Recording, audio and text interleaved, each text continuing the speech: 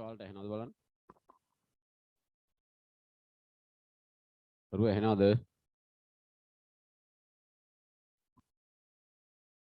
ළමයි ඇහෙනවද බලන්න.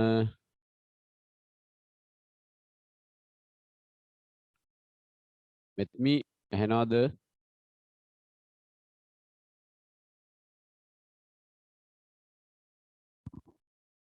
ඇහෙනව නේද?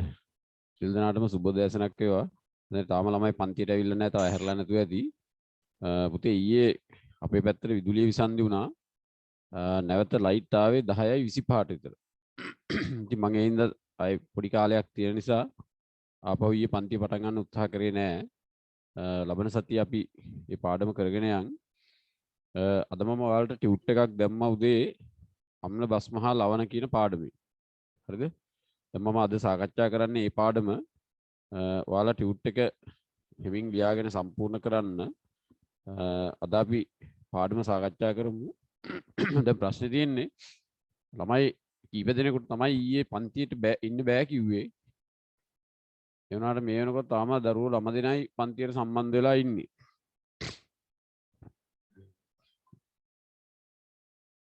දැන් කොටසකට නම් දැන් ළමයි 30 සාමාන්‍යයෙන් 32ක් 30ක් වගේ ඉන්න ළමයි අතරින්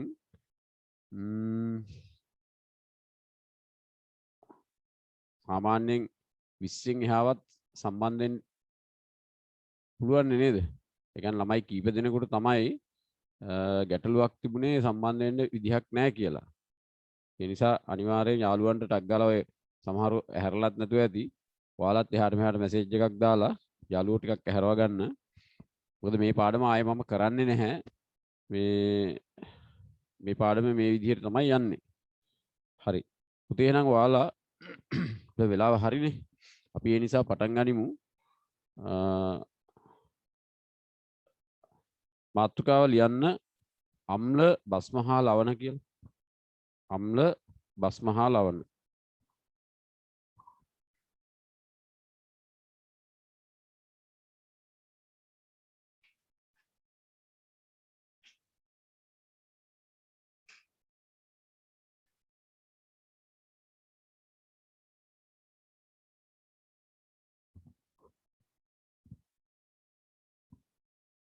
ඉවද?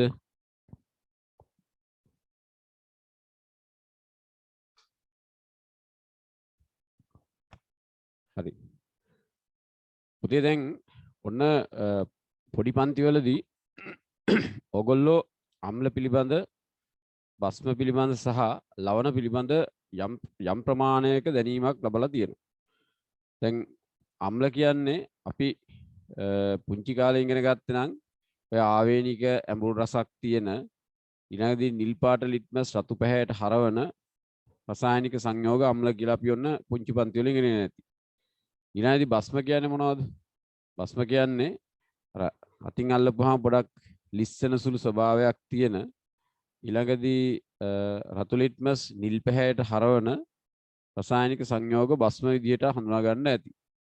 ඊළඟදී ලවණ කියලා කියන්නේ ඇත්තටම ඒවා එතකොට උදාසීනයි ආම්ලික වාෂ්මික ගුණ නැති ඔය ලුණු වගේ දේවල් නේද? සෝඩියම් ක්ලෝරයිඩ් ඔය වගේ සංයෝග අපි ලවණ විදිහට පොඩි පන්ති වල කතා කරලා ඇති. ඊළඟදී දැන් බලන්න අම්ල ගත්තාම විද්‍යාගාරයේදී හම්බෙන ප්‍රබල අම්ල තුනක් තියෙනවා පුතේ. නේද? මොනවද විද්‍යාගාරයේදී හමු වෙන ප්‍රබල අම්ල?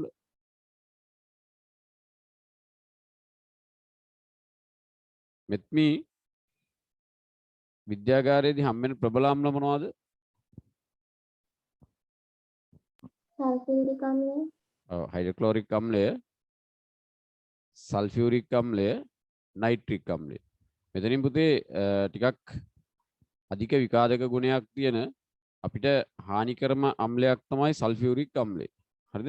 එතකොට මේවා සාන්ද්‍ර අම්ල විදිහට විද්‍යාගාරයේ තියෙනවා. එතකොට දුඹුරු පැහැති බෝතල් වල බොහෝ වෙලාවට ඔවා ගබඩා කරලා තියෙන්නේ. ඊළඟදී මේවා සාමාන්‍යයෙන් ගබඩා කරලා තියෙනකොට කබඩ් එකේ ලී කබඩ් එකේ යට තට්ටුවේ වැලි තට්ටුවකුත් දාලා ඒවා උඩ තමයි මේවා ගබඩා කරලා තියන්නේ. එතකොට ප්‍රබල අම්ල තුනක් තමයි මොනවද හයිඩ්‍රොක්ලෝරික් අම්ලයයි සල්ෆියුරික් අම්ලයයි මේ නයිට්‍රික් අම්ලයයි විද්‍යාගාරේ තියෙන. පුතේ බලන්න මේ අම්ලයක තව තියෙන ලක්ෂණයක් තමයි ඔය අම්ලවල සූත්‍රය බැලුවොත්. හරිද? ඔය අම්ල තුනේ සූත්‍ර ගත්තොත් හයිඩ්‍රොක්ලෝරික් අම්ලයේ HCl, සල්ෆියුරික් අම්ලයේ H2SO4, නයිට්‍රික් අම්ලයේ HNO3. මෙන්න මේ වගේ සූත්‍ර ගත්තොත් මේ හැම අම්ලයකම පොදුවේ තියෙන මූලද්‍රව්‍යයක් තමයි මොනවද? හයිඩ්‍රජන් අඩංගු වෙනවා. බලන්න මේ සෑම අම්ලයකම හයිඩ්‍රජන් අඩංගු වෙනවා. එතකොට ඒක විශේෂ ලක්ෂණයක් අම්ල සතු. ඊළඟට අපි බලමු ඉස්සෙල්ලා මේ අම්ලයක් කියන්නේ මොකක්ද කියලා. දැන් අපි අර වගේ ඇඹුල් රස තියෙන දෙයක් අම්ලයක් කියලා හඳුන්වලා හරියන්නේ නැහැ. 11 වසරට ආවහම දරුවෝ අම්ලයක් හඳුන්වන ක්‍රමයක් තියෙනවා. බලන්න අම්ලයක් කියලා කියන්නේ ජලීය ද්‍රාවණයේදී හයිඩ්‍රජන් ධනායන මුදාහරින රසායනික සංයෝග වලට කියන්නේ අම්ල කියලා. ජලීය ද්‍රාවණයේදී කියන්නේ ඒ අම්ලයක් ජලයේදී කරලා හදාගන්න ජලීය ද්‍රාවණයකදී හයිඩ්‍රජන් ධනායන මුදාහරිනවා නම් අන්න එහෙම සංයෝග වලට කියන්නේ මොනවා කියලාද? අම්ල කියලා. අපි ඉස්සෙල්ලා මාතෘකාවල් ලියාගමු. පුතේ අනුමාතෘකාව ලියන්න අම්ල කියලා. අනුමාතෘකාව ලියන්න අම්ල කියලා. මම ওই ටියුට් එකේ පිළිවෙලටයි කියලා දෙන්නේ. ඒ ටියුට් එක ඔයගොල්ලෝ පස්සේ ලියාගෙන හරි print out එකක් අරගෙන හරි ඒක සම්පූර්ණ කරගන්න. ඔයාලට ටියුට් එකක් ලැබිලා තිබුණා නේද පුතේ? හරි. ලියන්න මෙහෙම.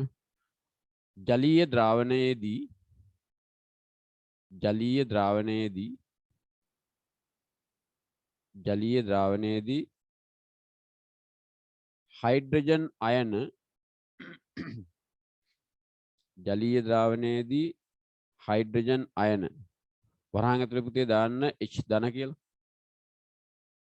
ජලීය ද්‍රාවණයේදී හයිඩ්‍රජන් අයන වරහන් ඇතුලේ H ධන වරහන වහන්න මුදාහරින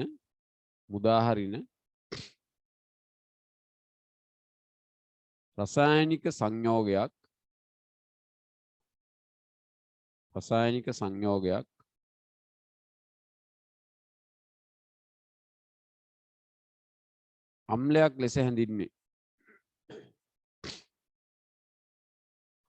අම්ලයක් ලෙස හැඳින්වේ.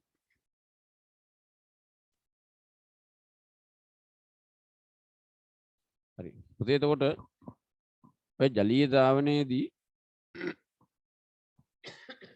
හයිඩ්‍රජන් ධනායන හැදෙන හැටි අපි උදාහරණයක් ටියුට් එකේ නම් කොටුවක් දීලා තියෙනවා. ඔයගොල්ලෝ යටින් එහෙම ලියා ගන්න. HCl අම්ලය හරි HCl ජලීය ද්‍රාවණයක් AQ කියලා ලියන්නේ ජලීය ද්‍රාවණයක් කියන්න හයිඩ්‍රජන් ධනායන සහ Cl නැත්නම් ක්ලෝරයිඩ් ඍණායන බවට මේ විදිහට වෙන් වෙනවා. එතකොට මෙන්න මෙතනදී පුතේ බලන්න මෙන් හයිඩ්‍රජන් ධනායනයක් හැදෙනවා නේද? ඒ කියන්නේ ජලීය ද්‍රාවණයේදී හයිඩ්‍රජන් ධනායන මුදාහරිනවා නම් අන්න ඒ වගේ අම්ල හඳුන්වනවා. ඒ වගේ සංයෝග හඳුන්වනවා අම්ල කියලා. බලන්න දැන් HCl ජලීය ද්‍රාවණයකදී හයිඩ්‍රජන් ධනායන හැදෙනවා. ක්ලෝරයිඩ් ඍණායන නැත්නම් Cl ඍණායන හැදෙනවා. එහෙනම් මේක ජලීය ද්‍රාවණයේදී හයිඩ්‍රජන් ධනායන මුදාහරින නිසා HCl කියලා කියන්නේ අම්ලයක්.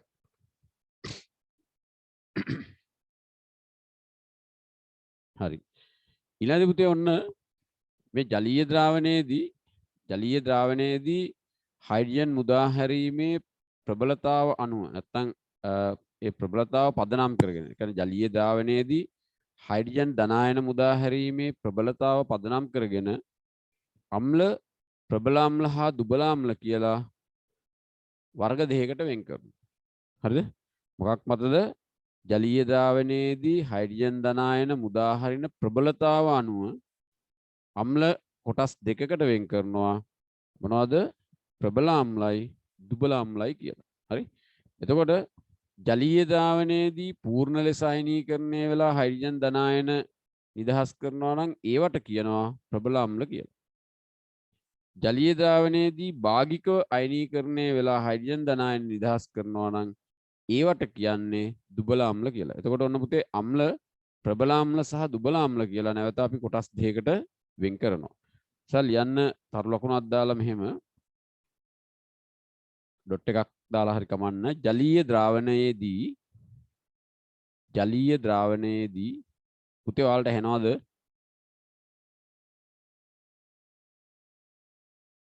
දරුවෝ ඇහෙනවද? කවුරුත් කතා කරන්නේ නැහැ.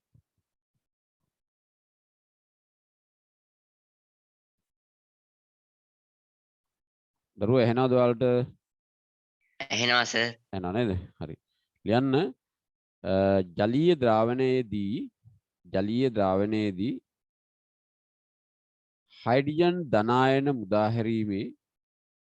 හයිඩ්‍රජන් ධනායන මුදා හැරීමේ ප්‍රබලතාව පදනම් කරගෙන හයිඩ්‍රජන් ධනායන මුදා හැරීමේ ප්‍රබලතාව පදනම් කරගෙන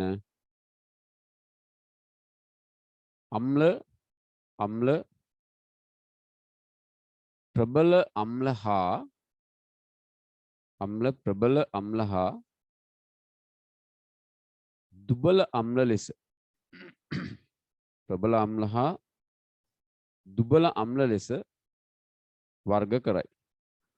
ප්‍රබල අම්ල හා දුබල අම්ල ලෙස වර්ග කරයි. හරි. ඊළඟ පුතේ අනුමාත්‍රිකාවක් ලියන්න ප්‍රබල අම්ල කියලා. ප්‍රබල අම්ල. හරි. එයාට ලියන්න ඕන නිර්වචනය අහගන්න. ප්‍රබල අම්ල කියලා කියන්නේ ජලීය ද්‍රාවණයේදී පූර්ණ අයනීකරණයට ලක් වෙලා හයිඩ්‍රජන් ධනායන මුදා හරිනවා නම් අන්නේ සංයෝග වලට කියන්නේ ප්‍රබල අම්ල කියලා. එහෙනම් පුතේ ලියන්න ඕන නිර්වචනයේ ප්‍රබල අම්ල කියලා මාතෘකාව ලියලා ජලීය ද්‍රාවණයේදී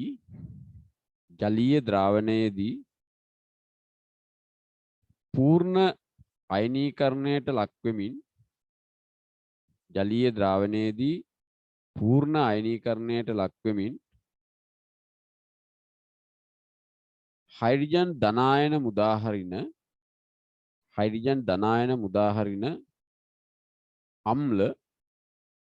හයිඩ්‍රජන් ධනායන මුදාහරින අම්ල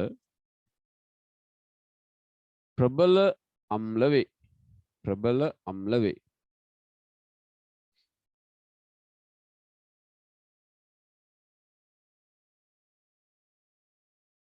දැන් පුතේ වෙනම මාතෘකාවක් ලියන්න.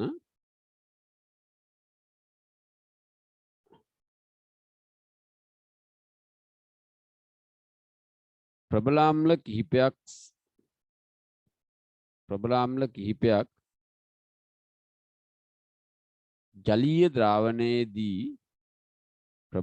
කිහිපයක් ජලීය ද්‍රාවණයේදී අයනීකරණය වී ඇති අයුරු. ප්‍රබල අම්ල කිහිපයක් ජලීය ද්‍රාවණයේදී අයනීකරණය වී ඇති අයුරු.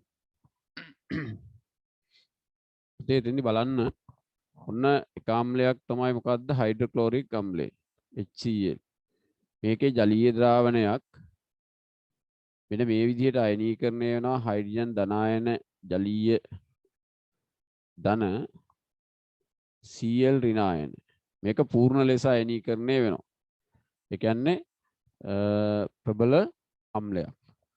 ඊළඟ පුතේ සල්ෆියුරික් අම්ලය ගත්තොත් H2SO4. මේකේ ජලීය ද්‍රාවණයක් අයනීකරණය වෙලා හයිඩ්‍රජන් ධනායන දෙකක් හදනවා. ජලීය ධන SO4 ඍණායනයක් SO4 දෙකයි ඍණ ජලීය. මෙන්න මේ විදිහට සල්ෆියුරික් අම්ලය අයනීකරණය වෙනවා ජලීය ද්‍රාවණයේදී. හරි. ඊළඟදී නයිට්‍රික් අම්ලය පුතේ HNO3 ජලීය ද්‍රාවණයක් අයනීකරණය වෙලා හයිඩ්‍රජන් ධනායන මුදා හරිනවා. පූර්ණ ලෙස අයනීකරණය වෙනවා. NO3 ඍණායන හැදෙනවා. ඒකත් ජලීය.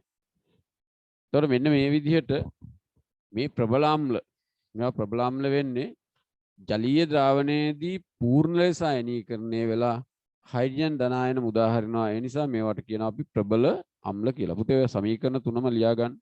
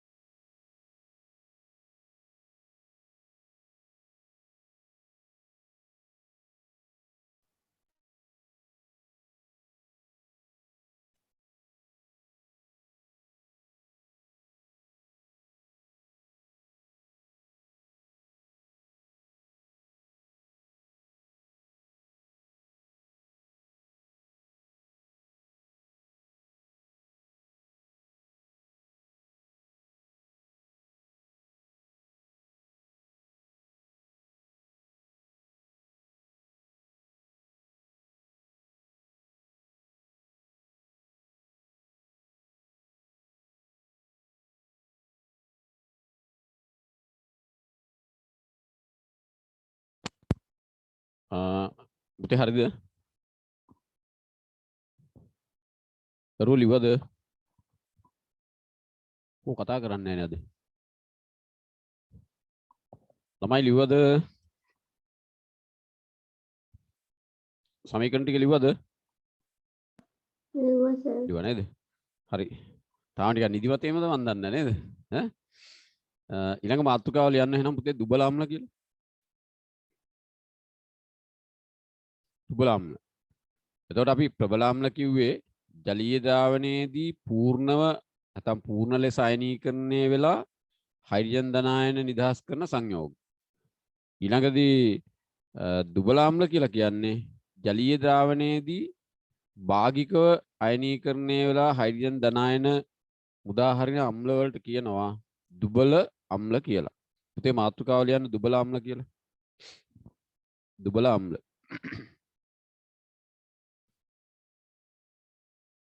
හරි.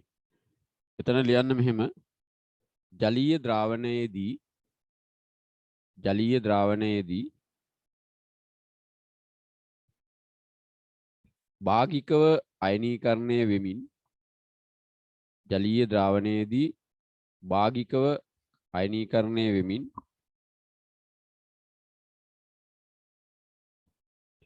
හයිඩ්‍රජන් ධන ආයන මුදා හරින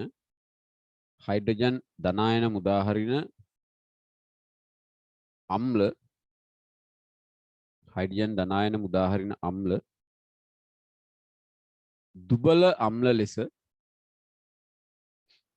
දුබල අම්ල ලෙස හඳුන්වයි. දුබල අම්ල ලෙස හඳුන්වයි.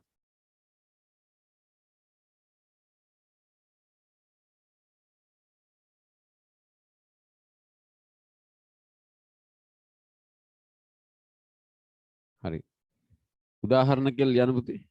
උදාහරණ ඔයාලගේ පෙළපොතේ 193 වෙනි පිටුව පෙරලා ගන්න. අනිවාර්යයෙන් මේ පාඩම කරද්දී අදාළ තැන බලන්න. බලන්න උදාහරණ කියලා ඇසිටික් අම්ලය. යන්න ඇසිටික් අම්ලය කියලා වචනයෙන් ලියලා සූත්‍රය ලියා ගන්න CH3COOH. ඇසිටික් අම්ලය ලියන්නේ CH3COOH. ඇසිටික් අම්ලය. ඊළඟ එක බලන්න කාබොනික් අම්ලය H2CO3. H2CO3 කාබොනික් අම්ලය. ඊළඟ එක ෆොස්ෆොරික් අම්ලය H3PO4. H3PO4 ෆොස්ෆොරික් අම්ලය. එතකොට මෙන්න මේ තමයි දුබල අම්ල. එතකොට මේව පුතේ ජලීය ද්‍රාවණයේදී භාගිකව අයනීකරණය වෙලා හයිඩ්‍රජන් ධනායන නිදහස් කරන්නේ. හරි. ඊළඟදී අපි කතා කරනවානේ ඔය විද්‍යාගාරේ ගබඩා කරලා තියෙන බොහොමයක් අම්ල සාන්ද්‍ර අම්ල. එතකොට සාන්ද්‍ර අම්ල කියලා කියන්නේ පුතේ ජලය අඩංගු කර නැති අම්ල වලට කියන සාන්ද්‍ර අම්ල කියලා. එතකොට අපි සාන්ද්‍ර අම්ලයක් මොනවා හරි පරීක්ෂණයක් සඳහා යොදා ගන්නකොට අපි ඒකට ජලය එකතු කරනවා. එහෙම ජලය එකතු කරලා හදා ගන්නා අම්ලයට නැත්තම් සාන්ද්‍රණය අවශ්‍ය ප්‍රමාණයට අඩු කරලා හදා ගන්නා අම්ලයට කියන්නේ තනුක අම්ලයක් කියලා. තේරෙනවද? එතකොට විද්‍යාගාරයේදී තියෙන්නේ දැන් හයිඩ්‍රජන් ක්ලෝරයිඩ් කියන්නේ HCl උයි, හයිඩ්‍රොක්ලෝරික් අම්ලය, සල්ෆියුරික් අම්ලය, නයිට්‍රික් අම්ලය පුතේ විද්‍යාගාරයේදී තියෙන්නේ සාන්ද්‍ර අම්ල විදියට. ඊට පස්සේ අපි ඒවා පරීක්ෂණ සඳහා යොදා ගන්නකොට ඒ අම්ල වලට අවශ්‍ය ප්‍රමාණයට ජලය එකතු කරලා ඒ සාන්ද්‍රණය අඩු කර ගන්නවා. එහෙම නැත්නම් අපි තනුක කර ගන්නවා. එහෙම හදා ගන්නා අම්ල වලට ජලය එකතු කරලා හදා ගන්නා අම්ල වලට කියන්නේ තනුක අම්ල කියලා. දැන් මෙතෙන්දී අපි අම්ලයක් තනුක කරනකොට මම පොඩි පන්ති වලදී කියලා දීලා ඇති ඔයාලගේ හිටපු ළමයිට අම්ලයක් තනුක කරනකොට කොහොමද කරන්නේ නිවැරදි පිළිවෙල මොකක්ද? අපි හිතමු බීකරයකට සාන්ද්‍රාම්ලය අරගෙන ඔන්න සාන්ද්‍රාම්ලය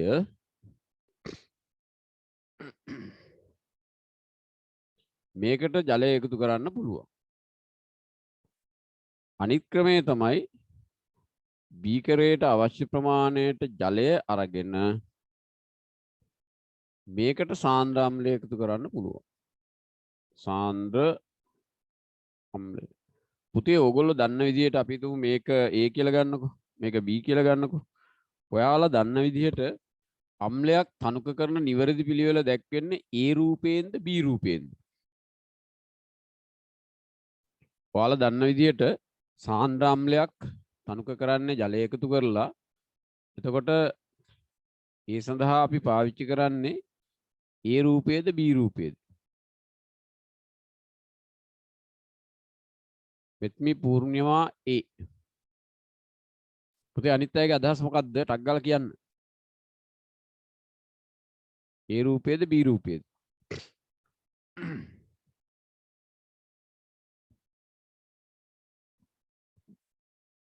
මොකක්ද හරි උත්තරය? Aද Bද?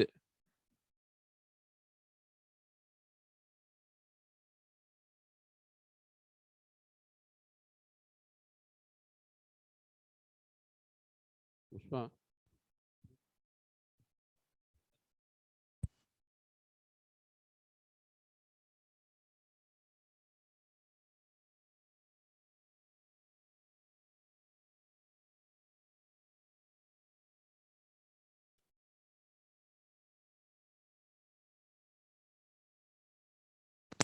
පුතේ මොකක්ද උත්තරය?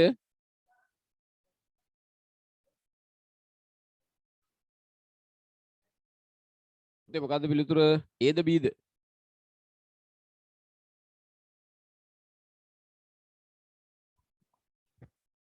මොකක්ද හරි උත්තරේ? කෝ කතා කරලා කියන්න. පුතේ මේක නන් නෙවෙයි. අපි අම්ලයක් තනුක කරන නිවැරදි පිළිවෙල තමයි මොකද්ද?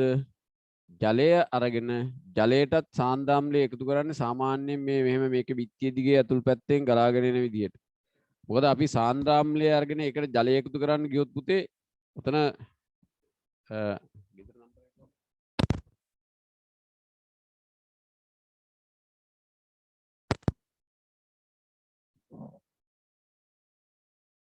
පුතේ එතකොට අම්ලයක් තනුක කරන නිවැරදි පිළිවෙල තමයි මොකද්ද? අපි බීකරයකට අවශ්‍ය ප්‍රමාණයට ජලය අරගෙන ඒ ජලයට සාන්ද්‍ර අම්ලය එකතු කරන එක. හරිද? ඒ නිසා මේක ලියන්න ඕගොල්ලෝ මෙහෙම සාන්ද්‍ර අම්ලයක් තනුක කිරීම කියලා උතන අනුමාතෘකාව ලියා ගන්න. සාන්ද්‍ර අම්ලයක් තනුක කිරීම. ඔයාලට ඇහෙනව නේද? සාන්ද්‍ර අම්ලයක් තනුක කිරීම. ටක් ගාලා අඳින්න මේ රූප සටහන. ජලය සාන්ද්‍ර අම්ලය තමයි මෙහෙම එන්නේ.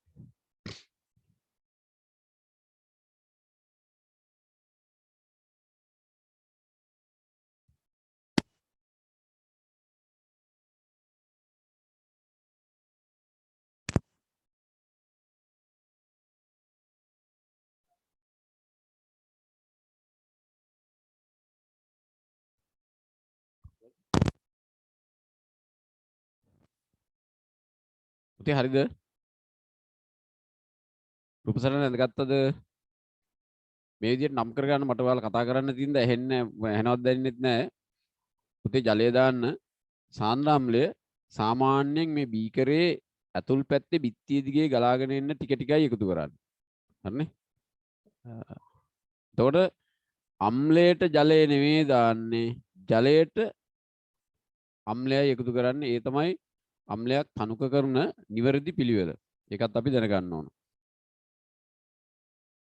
යටින් ලියන්න රූප සටහනට යටින් අඩු සාන්ද්‍රණය සහිත අම්ල අඩු සාන්ද්‍රණය සහිත අම්ල තනුක අම්ල ලෙස හැඳින්වේ. අඩු සාන්ද්‍රණය සහිත අම්ල තනුක අම්ල ලෙස හැඳින්වේ.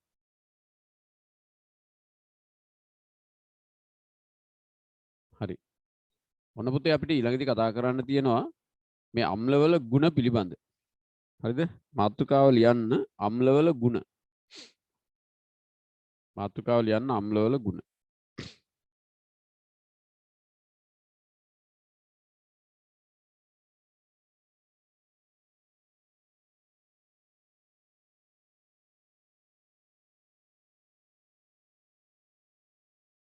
හරිද? පුතේ බලන්න දැන් අම්ලවල එක ප්‍රධාන ගුණයක් තමයි අම්ලවලට තියෙනවා විකාදක ගුණයක්. ඒ කියන්නේ ඔය මොනවද අජීවී ද්‍රව්‍ය හෝ සජීවී පටක මතට වැටුනහම ඒවා විකාදනය වෙනවා.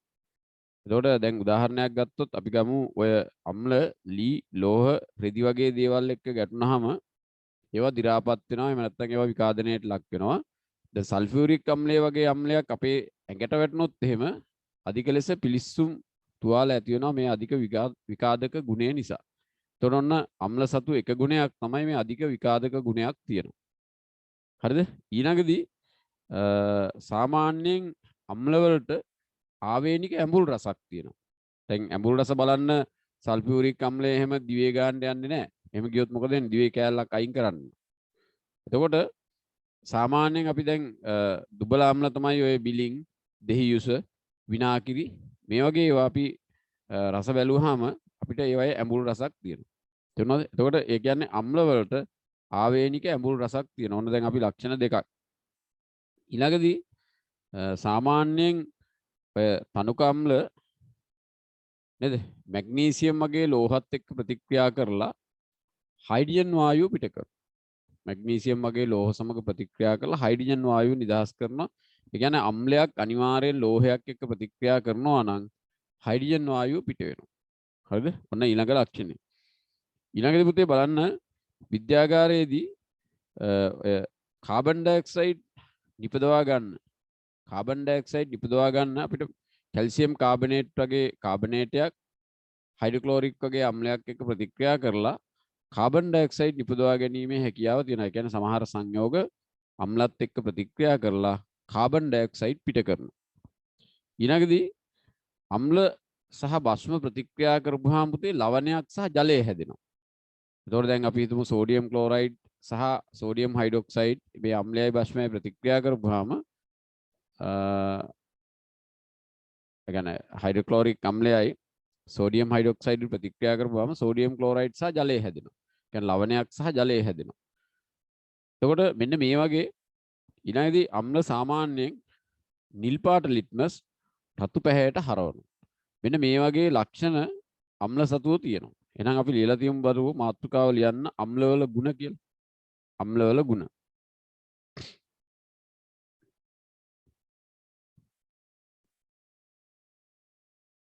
ඊළඟදී පළවෙනි කරුණ ලියන්න අම්ලවලට විඛාදක ගුණ ඇත. අම්ලවලට විඛාදක ගුණ ඇත. අම්ලවලට විඛාදක ගුණ ඇත. පුතේ ඒකටම ලියන්න අම්ල ලී ලෝහ සහ රෙදි වැනි ද්‍රව්‍ය සමග අම්ල ලී ලෝහ සහ රෙදි වැනි ද්‍රව්‍ය සමග ගැටුණු විට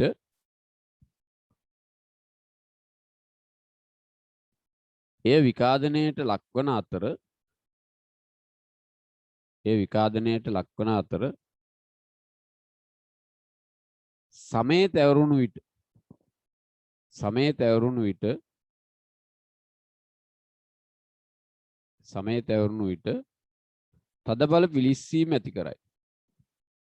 සමේ තැවරුණු විට තදබල පිලිස්සීම ඇති කරයි. හැබැයි පුතේ මේ වැඩේට දායක වෙන්නේ වැඩියෙන්ම සල්ෆියුරික් අම්ලය.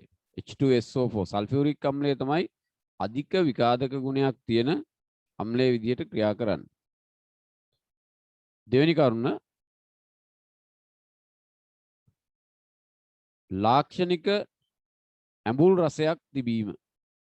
ලාක්ෂණික ඇඹුල් රසයක් තිබීම.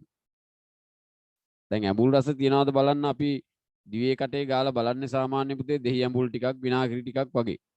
මොකද ඒවා දුබල අම්ල, ප්‍රබල අම්ල හයිඩ්‍රොක්ලෝරික්, සල්ෆියුරික්, නයිට්‍රික් එහෙම දිවේ ගන්න යන්නේ නැහැ. හරිද? ඊළඟට තුන්වෙනි කරුණ ලියන්න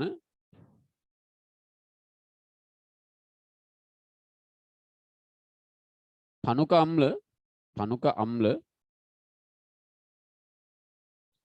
සක්‍රියතා ශ්‍රේණියේ හයිඩ්‍රජන් ලකුණු කර ඇති තැනට ඉහළින් පිහිටි තනුක අම්ල සක්‍රියතා ශ්‍රේණියේ හයිඩ්‍රජන් ලකුණු කර ඇති තැනට ඉහළින් පිහිටි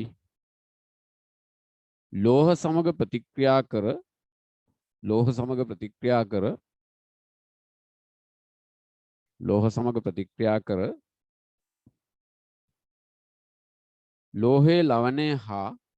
ලෝහයේ ලවණය හා හයිඩ්‍රජන් වායුව සාදයි. පුතේ ඔයගොල්ලන්ට සක්‍රියතා ශ්‍රේණිය මතකයිද? පොතු සෝමයි, කැහැට්ටු, මැගී, ඇලිසගේ, සින්දුවට යටයි, ටින්, ලෙඩ් එක. එතකොට මෙතන තමයි හයිඩ්‍රජන් එන්නේ. ඊට පස්සේ එන්නේ කොපර්නේ. දැන් පුතේ මෙන්න මෙතන කිව්වේ මෙන්න මේ ලෝහ. හරිද? සක්‍රියතා ශ්‍රේණියේ එක තැනක සීමාවක් හඟවන්න හයිඩ්‍රජන් දාලා තියෙනවානේ. හයිඩ්‍රජන් දාලා තියෙන තැනට ඉහළින් තියෙන සියලුම ලෝහ තනුක අම්ලත් එක්ක ප්‍රතික්‍රියා කරලා හයිඩ්‍රජන් වායුව මුදා හරිනවා. එතකොට අන්නේ සීමාව හඟවන්න තමයි දරුවෝ මෙතන මේ හයිඩ්‍රජන් සක්‍රියතා ශ්‍රේණිය තියෙන්නේ. ඒ කියන්නේ මෙතනින් ඉහළ තියෙන සෑම ලෝහයක්ම තනුක අම්ලත් එක්ක ප්‍රතික්‍රියා කරලා මොනවද නිපදවන්නේ? හයිඩ්‍රජන් පිට කරනවා. ඒ වගේම මොනවද හදන්නේ? ඒ වගේ ලෝහයේ ලවණය හදනවා නේද? හරි. එහෙනම් ඔන්න දැන් අපි තුන්වෙනි කරුණ තමයි ඒ කතා කරේ. එහෙනම් පුතේ එතනදී බලන්න මැග්නීසියම් හයිඩ්‍රොක්ලෝරික් අම්ලයත් එක්ක ප්‍රතික්‍රියා කරලා මැග්නීසියම් ක්ලෝරයිඩ් හදනවා. හයිඩ්‍රජන් වායුව පිට කරනවා. මේ සමීකරණයත් ලියා ගන්න ඕගොල්ලෝ. මැග්නීසියම් ඝන S දාලා තියෙන ඝන කියන්න ධන ජලීය හයිඩ්‍රොක්ලෝරික් අම්ලය. ඒ කියන්නේ මේ විදිහට මැග්නීසියම් ඝන ධන HCl ජලීය ප්‍රතික්‍රියා කරලා හැදෙනවා මැග්නීසියම් ක්ලෝරයිඩ් MgCl2 ජලීය ද්‍රාවණයක් හැදෙනවා. මොනවද පිට වෙන්නේ? හයිඩ්‍රජන් වායුව පිට වෙනවා. හරි. මේ සමීකරණය ලියා ගන්න. හරිද? එතකොට පුතේ ඔන්න මතක තියාගන්න මේ අර සක්‍රියතා ශ්‍රේණියේ හයිඩ්‍රජන් ලකුණු කරලා තියෙන තැනට ඉහළින් තියෙන සෑම ලෝහයක්ම තනුකම්ලත් එක්ක ප්‍රතික්‍රියා කරලා හයිඩ්‍රජන් වායුව මුදා හරිනවා. හරි. ඔන්න ඊළඟ අම්ලවල ගුණය ලියා ගන්න.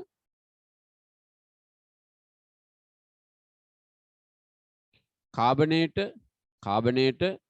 කෙල්ලෙලා ඇලයිරක් ගන්න. බයිකාබනේට කියන්නේ CO3 තියෙනවා නම් බයිකාබනේට කියන්නේ HCO3 තියෙනවා නම් කාබනේට හෝ බයිකාබනේට සමග ප්‍රතික්‍රියාවෙන් කාබන් ඩයොක්සයිඩ් නිපදවීම. හරි? කාබනේට හෝ බයිකාබනේට සමග ප්‍රතික්‍රියාවෙන් කාබන් ඩයොක්සයිඩ් නිපදවීම. පුතේ එතනත් ඔය සමීකරණය ලියා ගන්න. කැල්සියම් කාබනේට් හයිඩ්‍රොක්ලෝරික් අම්ලයක ප්‍රතික්‍රියා කරපුවාම හැදෙනවා කැල්සියම් ක්ලෝරයිඩුයි ජලයයි කාබන් ඩයොක්සයිඩ් වායුවයි. අපි විද්‍යාගාරයේදී 10 දී ඉගෙනගෙන තියෙනවා. විද්‍යාගාරයේදී කාබන් ඩයොක්සයිඩ් වායුව පිළියෙල කරගන්න අපි යොදාගන්නේ මොනවද? කැල්සියම් කාබනේට් කියන පුතේ හුණු ගල්නේ. හුණු ගල් වලට සල්ෆියුරික් හයිඩ්‍රොක්ලෝරික් අම්ලය දාලා අන්න පිටවන කාබන් ඩයොක්සයිඩ් අපි එකතු කරගන්නවා ජලයේ යටිකුරු විස්ථාපනයට. හරි? එහෙම නැත්නම් වාතයේ උඩුකුරු විස්ථාපනය යොදා ගන්නත් පුළුවන් කාබන් ඩයොක්සයිඩ් එකතු කරගන්න. ඔය සමීකරණය ලියා ගන්න. 194 පිටුවේ තියෙන කැල්සියම් කාබනේට් S කියන පුතේ ඝන ධන 2HCl AQ කියන්නේ ජලීය ඊතලයක් කැල්සියම් ක්ලෝරයිඩ් ජලීය ධන H2O L කියන්නේ ද්‍රව කියන්න ධන CO2 G කියන්නේ ගෑස් කියන වායු. සමීකරණය ලියාගත්තද?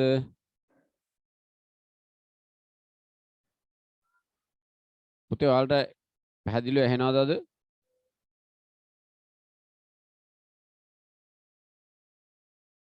ළමයි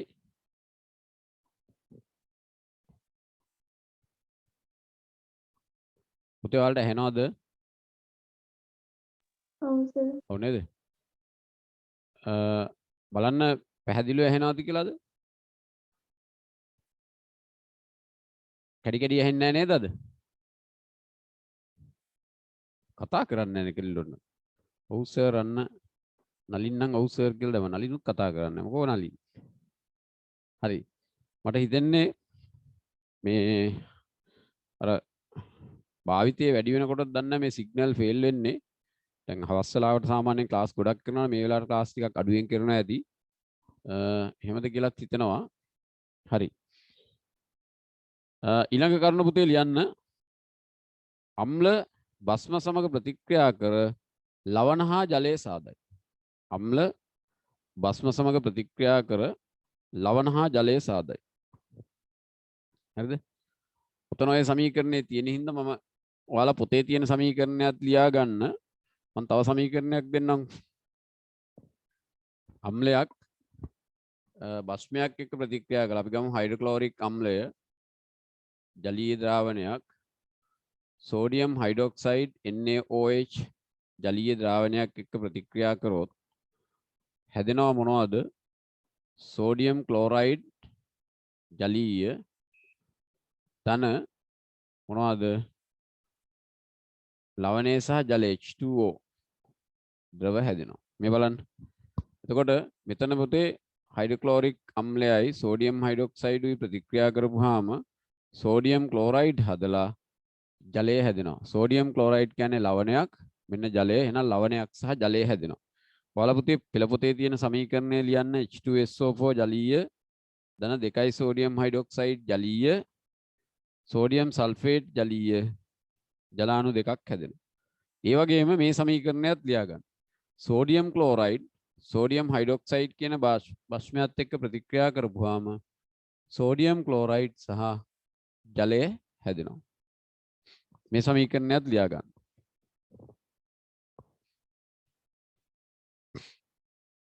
හරිද?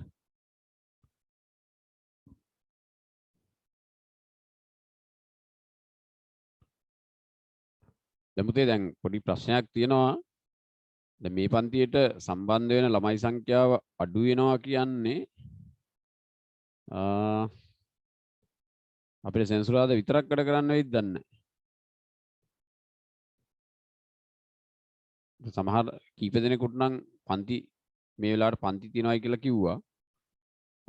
තව කොටසක් පන්ති නැතුව නිකම්ම නිදාගෙනත් ඇති. හැබැයි එහෙම කරන්න එපා. පුළුවන් තරමක් ඔයගොල්ලෝ සම්බන්ධ වෙන්න. එතකොට අපිට මේ මෙම සතියකට දවස් දෙකක් වැඩ කරොත් අපේ වැඩ ටික ඉවර කරගන්න ලේසි. එක දිගට පැය 4-5ක් වැඩ කරනවට වැඩිය ඒක ප්‍රයෝජනවත්. හරි. පුතේ ඊළඟ ලක්ෂණය ලියන්න. අම්ල නිල් ලිට්මස් වල වර්ණය රතු පැහැයට හරවයි. අම්ල නිල් ලිට්මස් වල වර්ණය රතු පැහැයට හරවයි. හරි? නිල් ලිට්මස් වල වර්ණය රතු පැහැයට හරවයි. එතකොට මෙන්න මේ ලක්ෂණය අපි අම්ල හඳුනා ගන්න පාවිච්චි කරනවා. හරි. ඊළඟ පුතේ ඔන්න අපිට කතා කරන්න තියෙන්නේ අම්ල කීපයක භාවිත අවස්ථා. දැන් ඔය ලිව්වේ අපි අම්ල වල ಗುಣ. ඊළඟට බලන්න අම්ල කීපයක භාවිත අවස්ථා. පුතේ බලන්න මොනවද අම්ල වල භාවිත අවස්ථා? ඔන්න ඒ යටතේ හයිඩ්‍රොක්ලෝරික් අම්ලය පාවිච්චි කරනවා මෙන්න මේ වගේ වැඩවලට. බලන්න වානේ භාණ්ඩවල මල ඉවත් කරන්න. ඒ කියන්නේ වානේ භාණ්ඩවල බැඳලා තියෙන මලකඩ ඉවත් කරන්න හයිඩ්‍රොක්ලෝරික් අම්ලය පාවිච්චි කරනවා.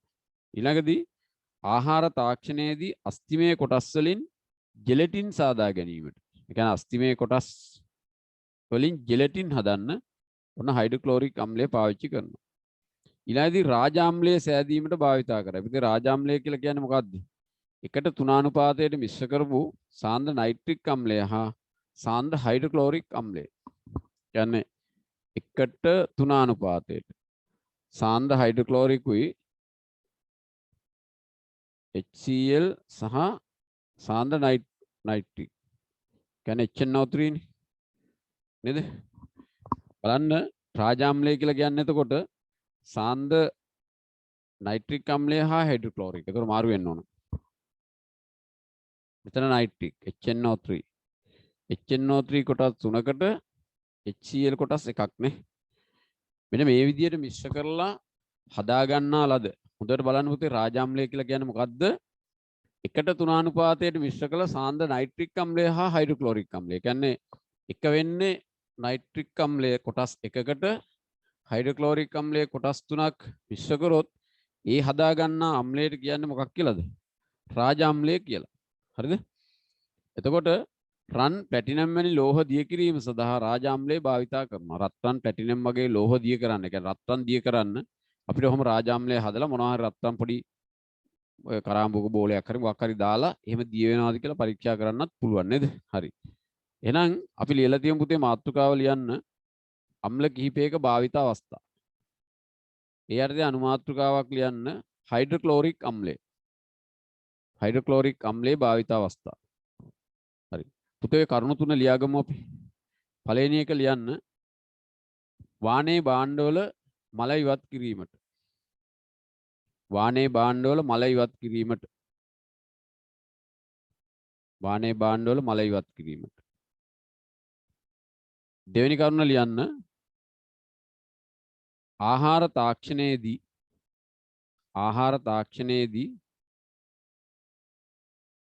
අස්තිමය කොටස් වලින් ජෙලටින් සාදා ගැනීමට. ආහාර තාක්ෂණයේදී අස්තිමය කොටස් වලින් ජෙලටින් සාදා ගැනීමට. ඊළඟ කරුණ රාජ අම්ලය සෑදීමට. රාජ අම්ලය සෑදීමට.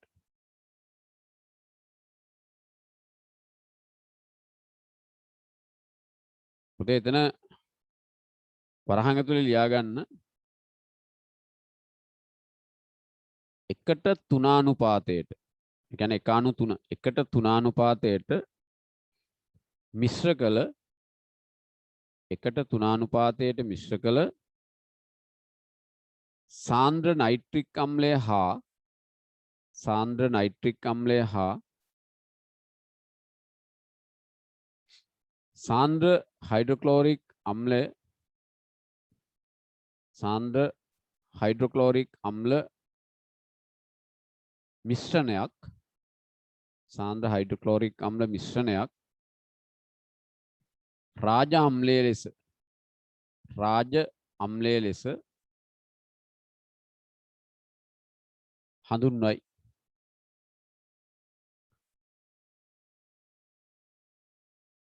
මෙය රන් කමාවක් ප්ලැටිනම්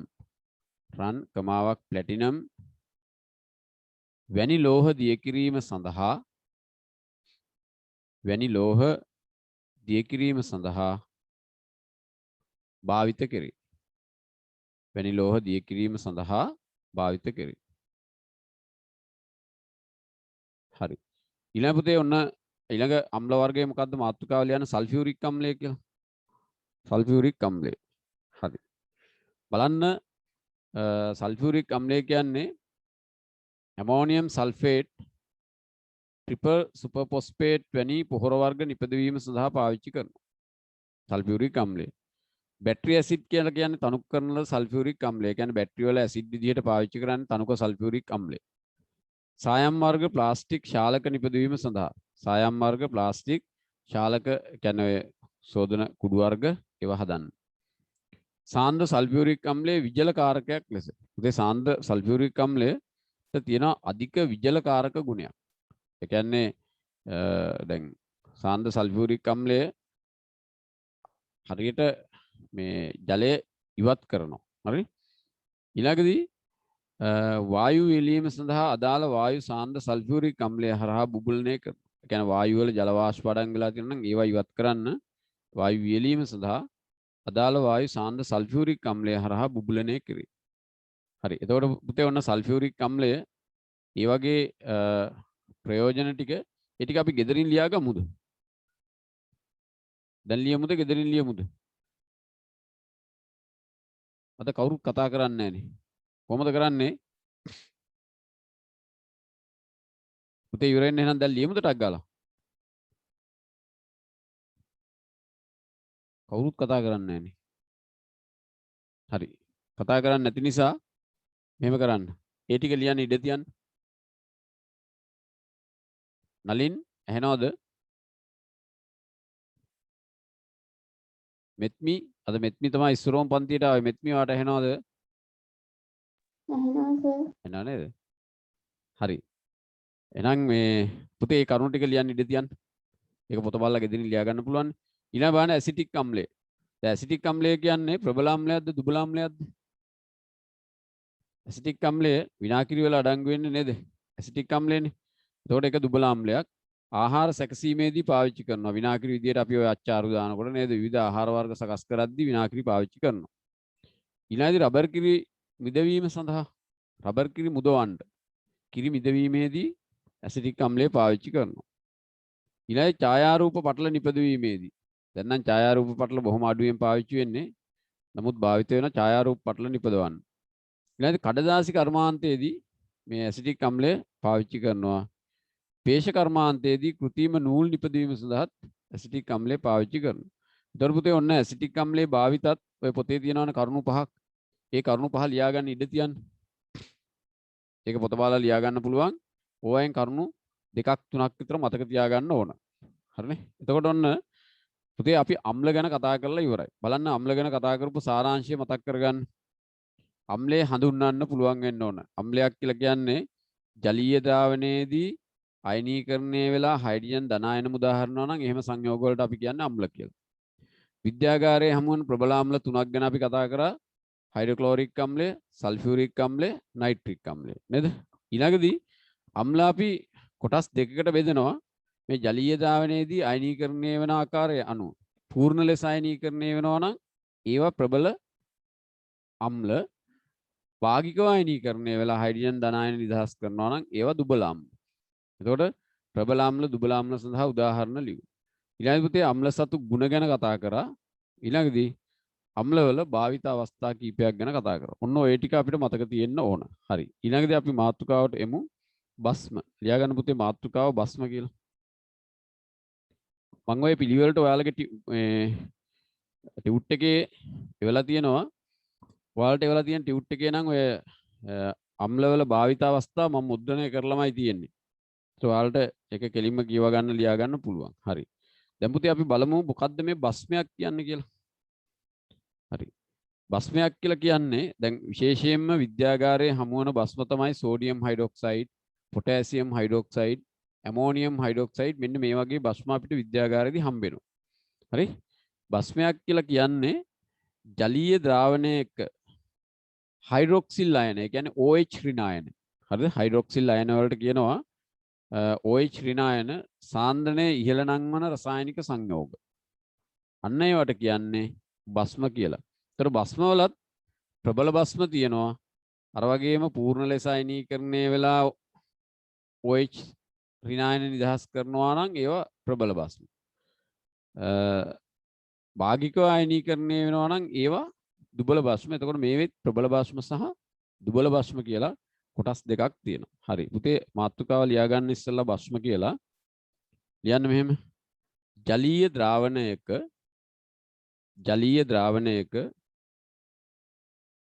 හයිඩ්‍රොක්සිල් වරහන් ඇතුලේ OH ඍණ, ජලීය ද්‍රාවණයක හයිඩ්‍රොක්සිල් වරහන් ඇතුලේ OH ඍණ වරහන වහන්න අයන සාන්ද්‍රණය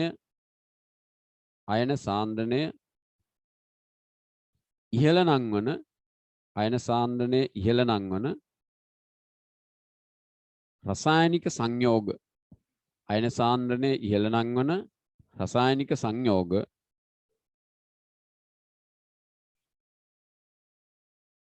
බස්ම නම් වේ.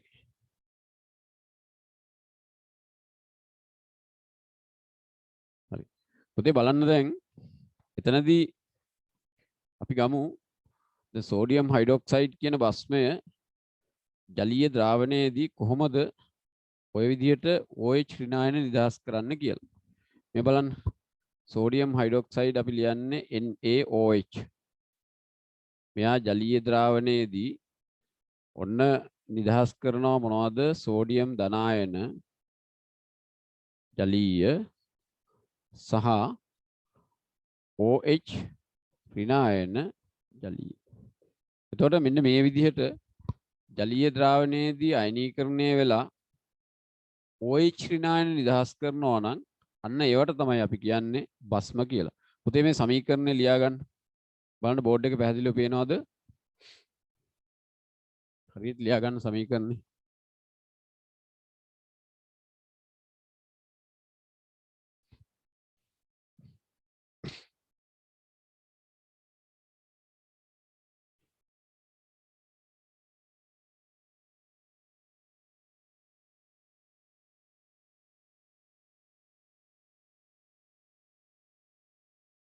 ලිව්වද?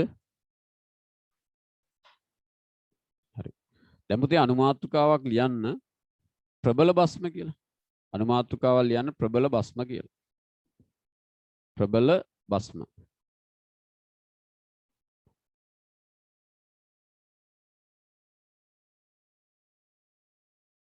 යටින් ලියන්න නිර්වචනය ජලීය ද්‍රාවණයේදී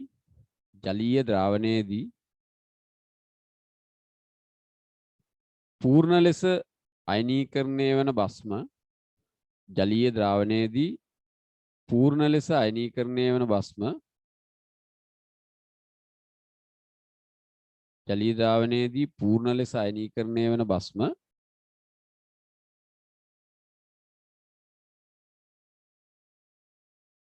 ප්‍රබල බස්ම ලෙස හැඳින්වේ. ප්‍රබල බස්ම ලෙස හැඳින්වේ. ප්‍රබල බස්ම ලෙස හැඳින්වේ.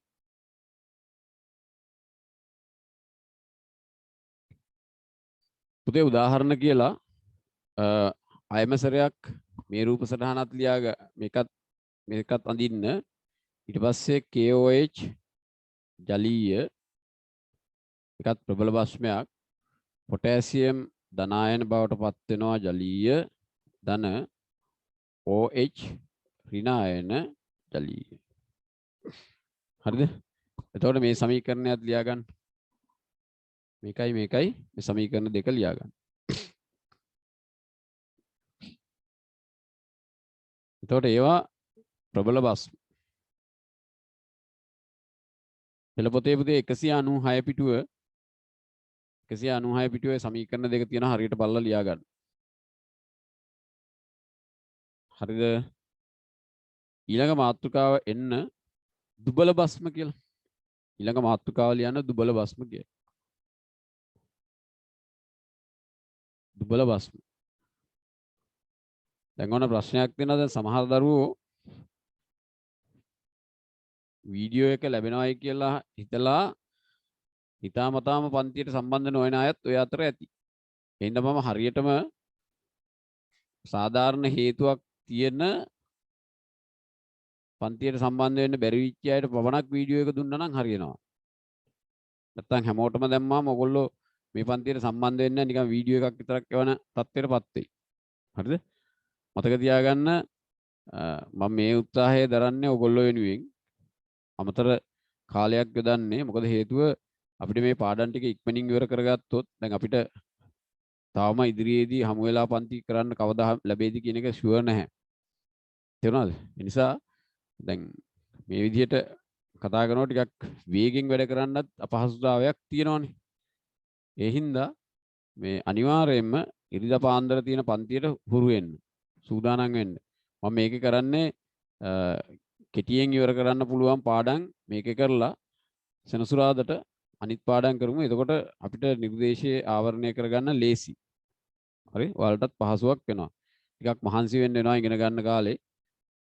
එඳා ටිකක් උදෙන් නැගිටලා වැඩ කරන්න වෙනවා. හරි. පුතේ ඊළඟට මාතෘකාව ලියන්න දුබල භස්ම කියලා. දුබල භස්ම.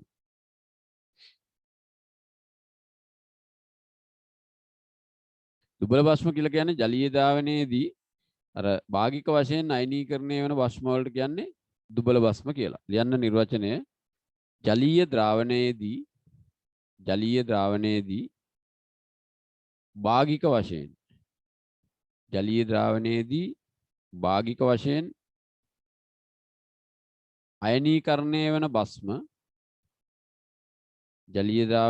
භාගික වශයෙන් අයනීකරණය වෙන භස්ම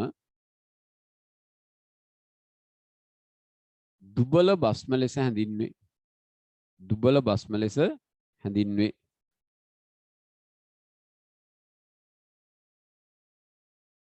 පුතේ උදාහරණ කියලා ලියන්න ඇමෝනියා ද්‍රාවණය. උදාහරණ ඇමෝනියා ද්‍රාවණය කියලා ලියලා වරහන් ඇතුලේ ලියා ගන්න ammonium hydroxide NH4OH. Ammonium hydroxide කියලා කියන්නේ දුබල භස්මයක් විදියටයි සලකන්නේ. හරි. දැන් පුතේ ඊළඟ මාතෘකාව ලියන්න භස්මවල ගුණ කියලා. භස්මවල ගුණ.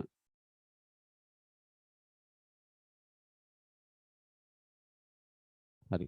බලන්න භස්මවල ගුණ කීපයක් දීලා තියෙනවා 196 පිටුව පෙරලා ගන්නකෝ. අතින් ස්පර්ශ කළ විට සබන් වගේ ලිස්සන සුළු ගතියක් තියෙනවා. දැන් ඔය සෝඩියම් හයිඩ්‍රොක්සයිඩ් ටිකක් එම අරගෙන මේ අල්ලපුවාම දැනෙනවා ඒක. සබන් වගේ ලිස්සන සුළු ගතියක්.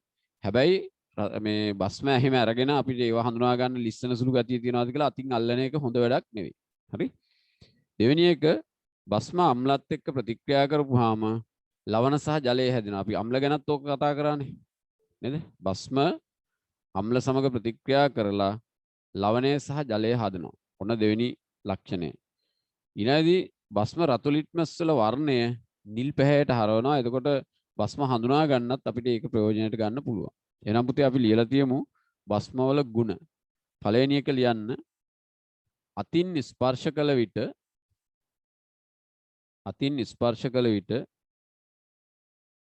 සබන් වැනි ලිස්සන ගතියක් දැනේ. අතින් ස්පර්ශ කළ විට සබන් වැනි ලිස්සන ගතියක් දැනේ.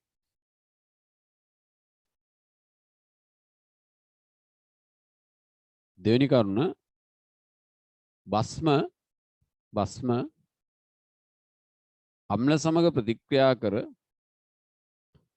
අම්ල සමග ප්‍රතික්‍රියා කර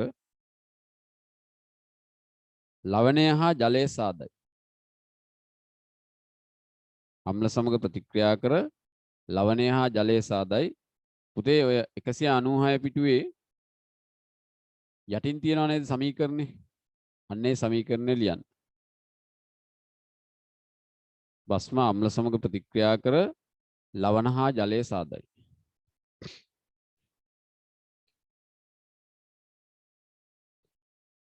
ඊළඟ කරුණ භස්ම රතු ලිට්මස් වල වර්ණය නිල් පැහැයට හරවයි. භස්ම රතු ලිට්මස් වල වර්ණය නිල් පැහැයට හරවයි.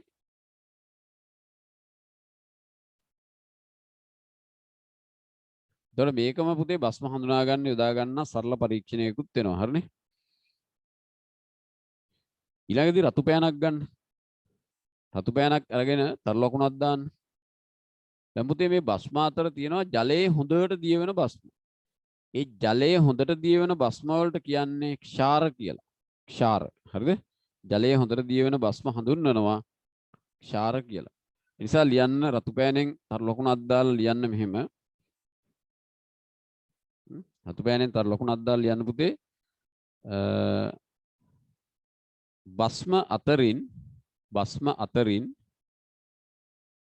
භස්ම අතරින් ජලයේ හොඳින් දියවන භස්ම අතරින් ජලයේ හොඳින් දියවන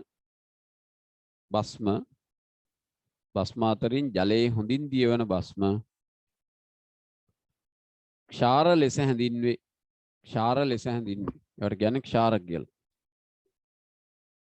ක්ෂාර. ඒ කියන්නේ මොනවා හරි භස්මයක් ජලයේ හොඳට දිය වෙනවා නම් අපි ඒක හඳුන්වනවා ක්ෂාරයක් විදියට. හරි. උදාහරණ බලන්නකො සෝඩියම් හයිඩ්‍රොක්සයිඩ්. යන වචනයෙන් උදාහරණ කියලා සෝඩියම් හයිඩ්‍රොක්සයිඩ් හොඳට කැට ජලයේ හොඳට දිය වෙනවා. වරහන් ඇතුලේ NaOH සූත්‍රයක් ලියා ගන්න. පොටෑසියම් හයිඩ්‍රොක්සයිඩ් KOH ජලයේ හොඳට දිය වෙනවා. ඇමෝනියා ද්‍රාවණය NH4OH ජලයේ හොඳට දිය වෙනවා. ඒක දුබල භස්මයක් නේද? හරි. එතකොට පුතේ ඔන්න ජලයේ හොඳට දිය වෙන භස්ම වලට කියන්නේ මොනවා කියලාද? ක්ෂාර කියලා. ඊළඟ දිනනවා භස්ම කීපයක භාවිත අවස්ථා. භස්ම කීපයක භාවිත අවස්ථා. පුතේ බලන්න මොනවද?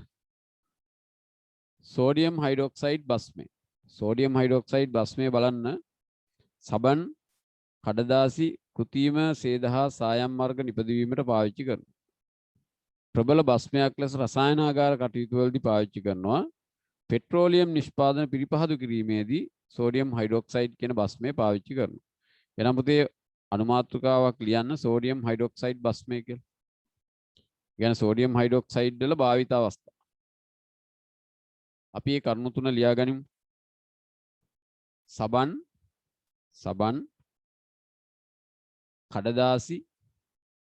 කඩදාසි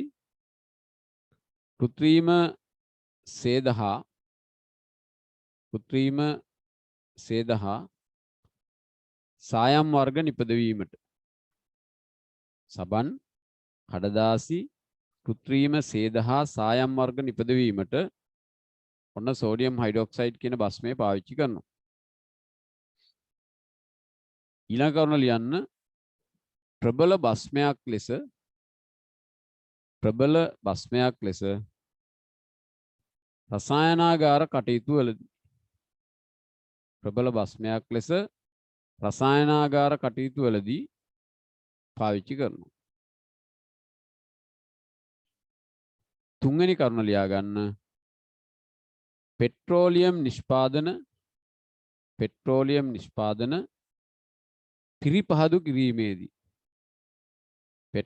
නිෂ්පාදන පිරිපහදු කිරීමේදී සෝඩියම් හයිඩ්‍රොක්සයිඩ් භස්මය භාවිතයට ගෑනවා. හරි. ඊළඟ අනුමාතෘකාව ලියන්න පුතේ මැග්නීසියම් හයිඩ්‍රොක්සයිඩ් භස්මය. මැග්නීසියම් හයිඩ්‍රොක්සයිඩ් භස්මය. බලන්න මැග්නීසියම් හයිඩ්‍රොක්සයිඩ් අපි අර උදරේ අම්ල ගතිය සමනය කරන්න මිල්ක් ඔෆ් මැග්නීසියා විදියට නැත්නම් මැග්නීසියම් ශීරය හදන්න පාවිච්චි කරනවා. සීනි කර්මාන්තයේදී උප්පැණි සංසුද්ධ කරන්න මොන මැග්නීසියම් හයිඩ්‍රොක්සයිඩ් කියන භස්මය භාවිත වෙනවා. එනම් පුතේ අපි ලියලා තියමු මේ භාවිත අවස්ථා දෙක. පළවෙනි එක ලියන්න උදරයේ අම්ල ගතිය සමනය කිරීමට උදරයේ අම්ල ගතිය සමනය කිරීමට අපි ওই ગેස්ට්‍රයිටිස් එහෙම තියෙනකොට නේද? උදරයේ අම්ල ගතිය සමනය කිරීමට ප්‍රතිඅම්ලයක් ලෙස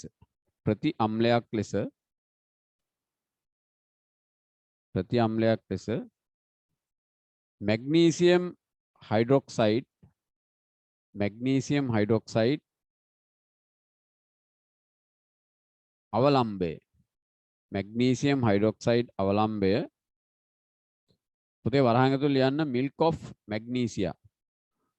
of magnesia පෙති දෙකක් කපලා ගන්න කියලා කියන්නේ නේද? milk of magnesia වරහන වහන්න යොදා ගනි. ඉතින් වෙළඳ පොලේ පුතේ මේවා විවිධ නම් වලින් තියෙනවා නේද? හරි. දෙවෙනි කරුණ සීනි කර්මාන්තයේදී උක්පැණි සංසුද්ධ කිරීමට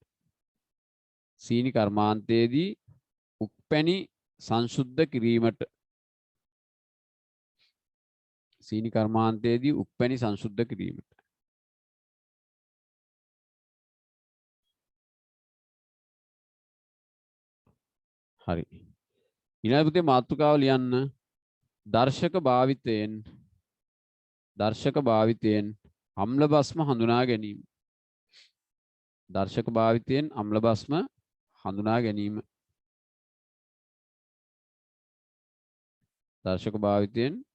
අම්ල භස්ම හඳුනා ගැනීම.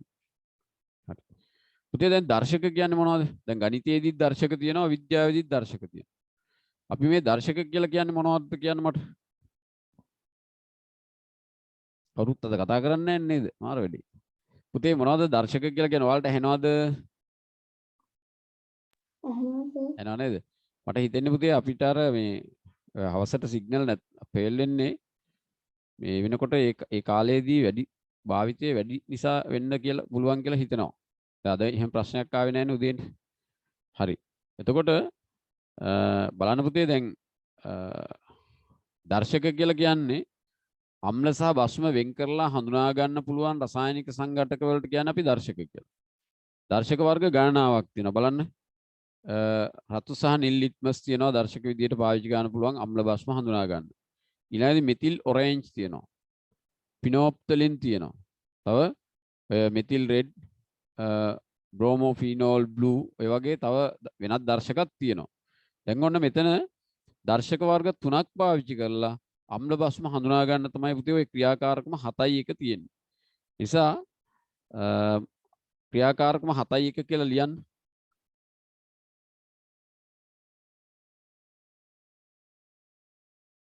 ක්‍රියාකාරකම 7යි 1. ගාන ඉස්සරහින් ඉරි කැල්ල. ලියන්න දර්ශක භාවිතයෙන් අම්ල හා භස්ම හඳුනා ගැනීම. දර්ශක භාවිතයෙන් අම්ල හා භස්ම හඳුනා ගැනීම. දර්ශක භාවිතයෙන් අම්ල හා භස්ම හඳුනා ගැනීම.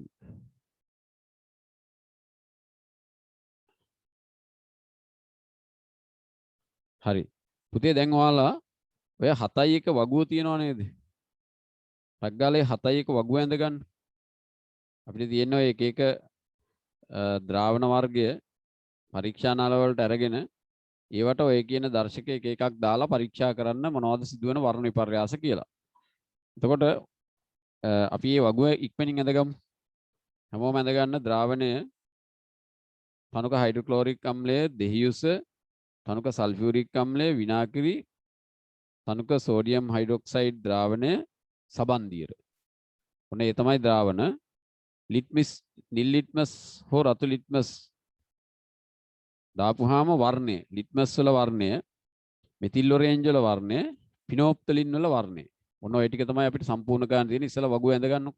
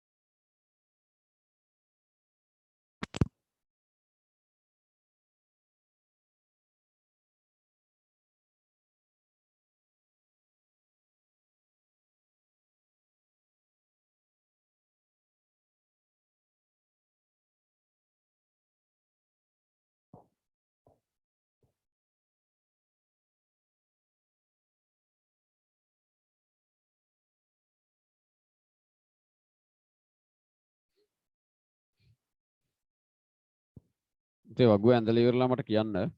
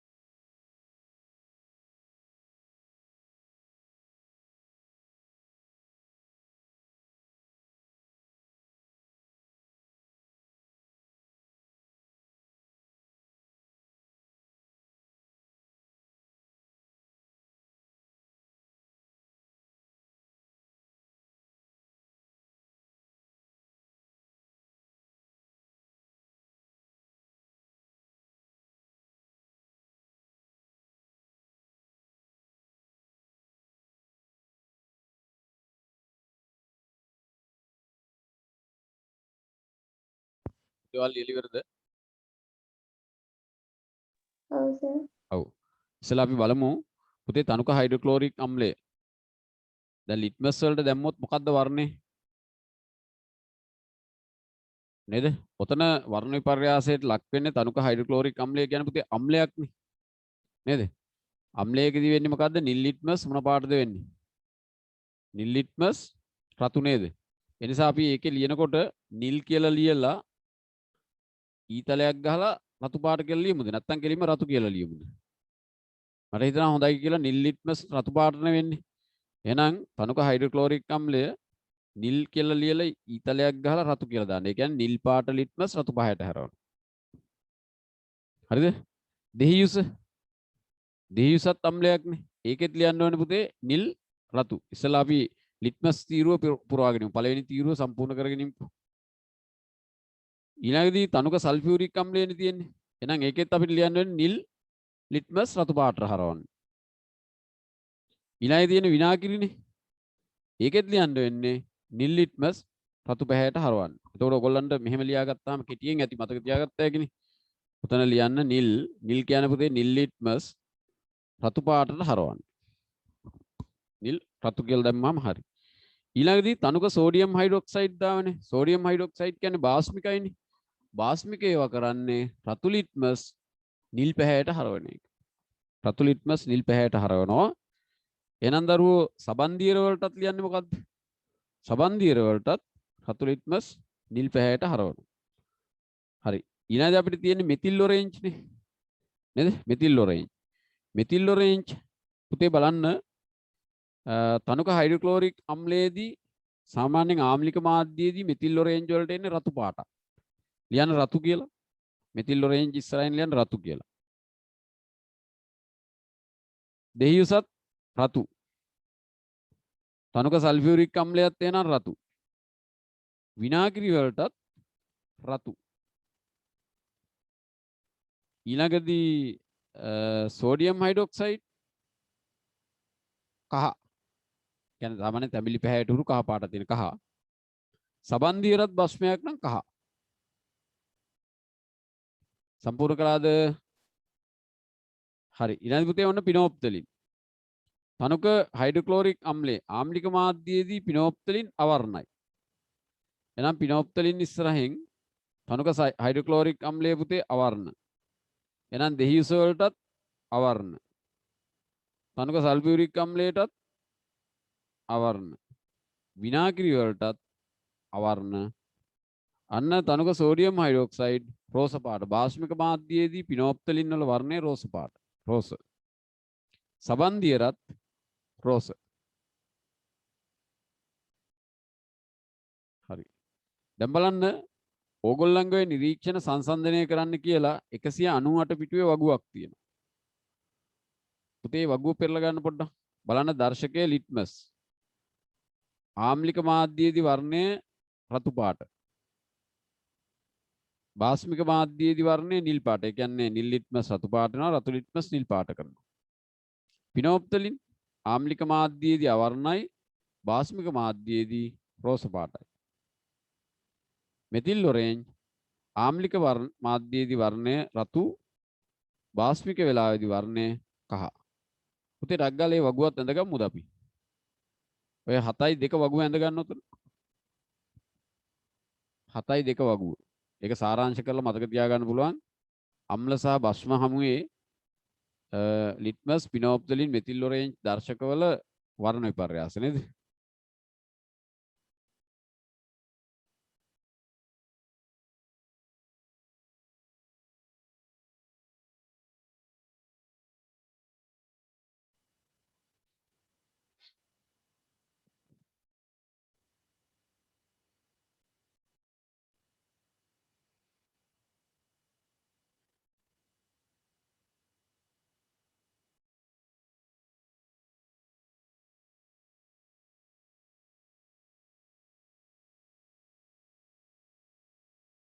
අදලා ඉවරලා මට කියන්න.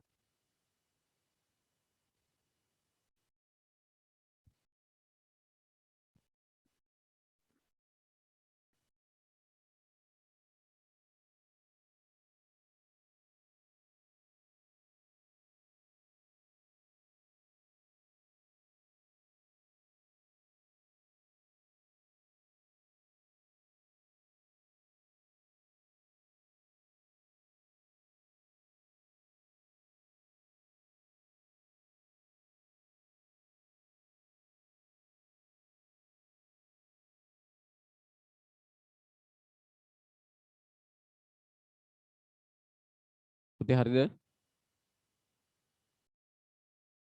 හරි සර්. හරි. දැන් එතකොට මේ අම්ල භස්ම හඳුනා ගන්න ඇත්තටම ඔය කියන ලිට්මස්වත්, පිනෝප්තලින්, මෙතිල් ඔරේන්ජ් කියන දර්ශක වඩාම හොඳ ඒවා නෙවෙයි. ඒ කියන්නේ අම්ලද භස්මද කියලා වෙන් කර ගන්න පුළුවන්. හැබැයි මේ අම්ලයේ ප්‍රබලතාව පිළිබඳ මේකෙන් කිසිම අදහසක් එන්නේ නැහැ. හැබැයි අම්ලයේ ප්‍රබලතාව පිළිබඳ අදහසක් ගන්න වඩා හොඳ දර්ශකය තමයි pH කඩදාසි. ඔයගොල්ලෝ දැකලා තියෙනවද අර ලිට්මස් කඩදාසි වගේම පොඩි පොතක් විදියට තමයි pH කඩදාසි තියෙන්නේ. කඩදාසි කහ පාටයි. පිට කවරේ තියෙනවා ඔය අංක එක පැත්තක තියෙනවා 0 ඉඳලා 7 දක්වා අංක ගහලා, අනිත් පැත්තේ 8 ඉඳලා 14 දක්වා අංක සලකුණු කරපු පිට කවර දෙකක් තියෙනවා මේ පොතේ දෙපැත්තේ. يعني මේ වගේ චූටි පොතක්. හරිද? අර ලිට්මස් පත්වල තියෙනවා වගේ මෙහෙම පොතක්. මේකේ පුතේ pH මේ කඩදාසි මෙහෙම තියෙනවා කහ පාටට. යටින් තියෙනවා ආපෞසරයක්, අය පිට කවරයක්. මේකේ මෙහෙම බෙදලා මේකේ වර්ණ අදාළ වර්ණ දාලා තිනවා. අපි 0 1 2 3 4 5 6 7 කියලා මෙහෙම තියනවා කියලා. එතකොට ඒවට අදාළ වර්ණයක් තියෙනවා. ඒ වර්ණය මේ පොතේ පිට කවරේ සටහන් කරලා තියෙනවා. මම චූටි පටි වගේ පොත්නේ. හරි. pH කඩදාසියේ කහ පාටට තියෙන්නේ. හරි. පුතේ බලන්න දැන් අම්ලයක්ද භස්මයක්ද කියලා හඳුනා ගන්න ඔය ලිට්මස්, පිනෝප්තලින්, මෙතිල් ඔරේන්ජ් වගේ දර්ශක යොදා ගන්න පුළුවන්. හැබැයි අම්ලයේ ප්‍රබලතාව පිළිබඳ අදහසක් ගන්න නම් අනිවාර්යයෙන්ම pH කඩදාසියක් පාවිච්චි කරන්න. එතකොට මේ pH පරිමාණයට අංක පිළිවෙලක් තියෙනවා. ඒ අනුව ඒක ප්‍රබල අම්ලයක්ද ප්‍රබල භස්මයක්ද කියන එක වෙන් කරලා හඳුනා ගන්න අපිට වඩා හොඳ pH කඩදාසි. යටින් ලියන්න මෙහෙම.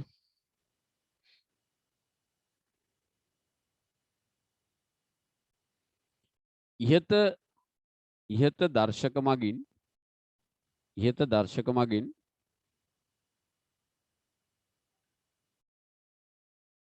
අම්ල හා භස්මවල ඉහත දර්ශක මගින් අම්ල හා භස්මවල ප්‍රබලතාව පිළිබඳව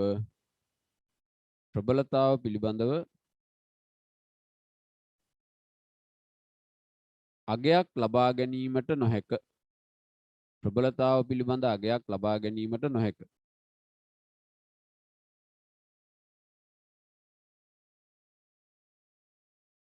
එම දර්ශක මගින් අදාළ ද්‍රාවණය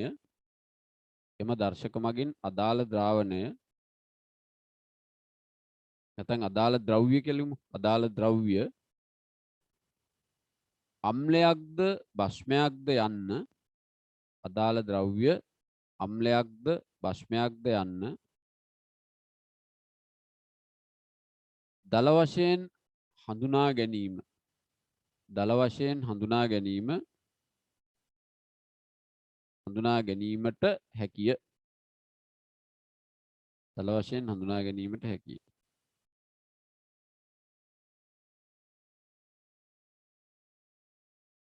හරි. දැන් අනුමාත්‍රකාව ලියන්න පුතේ pH පරිමාණය කියලා. pH පරිමාණය. ඒතකොට ලියනකොට p අකුර ලියලා h අකුර උඩින් ලියන්න මෙහෙම. pH පරිමාණය. හරියට ලියා ගන්න pH පරිමාණය. ලිවද?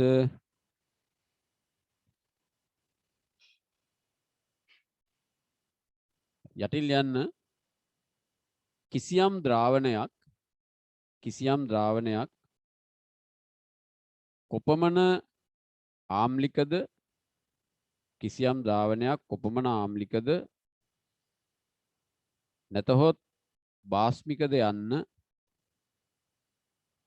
කොපමණ ආම්ලිකද නැතහොත් බාස්මිකද යන්න ප්‍රකාශ කිරීම සඳහා pH පරිමාණය භාවිත කෙරේ. pH පරිමාණය භාවිත කෙරේ. පුතේ දැන් ඔයාලා මෙහෙම ඉස්සෙල්ලා ලියා ගන්න අංක බිඳුවේ ඉඳලා එක පරතරයක් යන බිඳුව 1 2 3 4 5 6 7 8 9 10 11 12 13 14 කියලා ඔහොම අංක ලියා ගන්න. ලියාගෙන මේ විදිහට මෙහෙම කොටුවක් ඇඳලා දැන් මේවා බෙදන්න හරියටම ඇති. කොහොම බෙදන්න?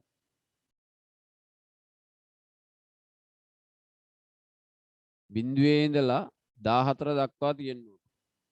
මේ තමයි pH අගය. පුතේ බිඳුවේ සිට 14 දක්වා ওই විදිහට ඔයගොල්ලෝ අඳ ගන්න කොටුවක් අඳගෙන මේ විදිහට වෙන් කරගන්න.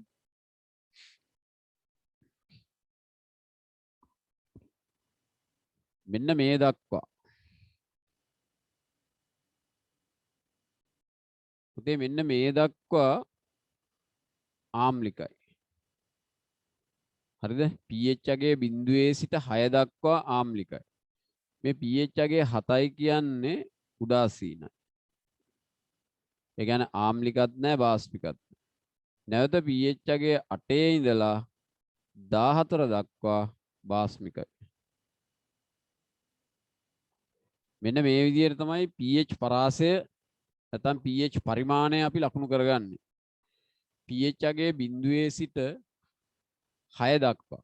pH අගය බිඳුවේ සිට 6 දක්වා පුතේ ආම්ලිකයි. pH අගය 7 කියන්නේ උදාසීනයි. pH අගය 8 සිට 14 දක්වා බාස්මිකයි.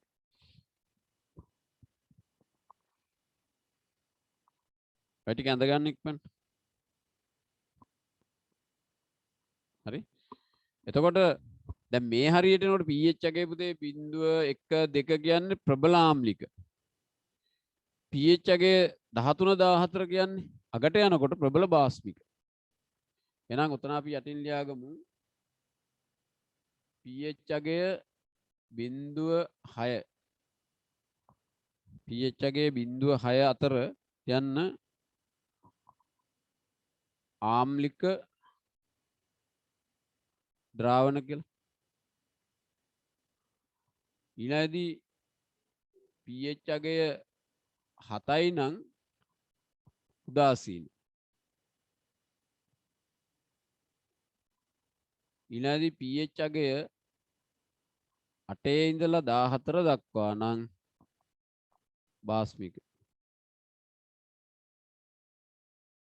බාස්මික ද්‍රාවණ. ඔන්න ඔය විදිහට දරුවෝ pH පරාසය යටින් මෙහෙමත් ලකුණු කරගන්න.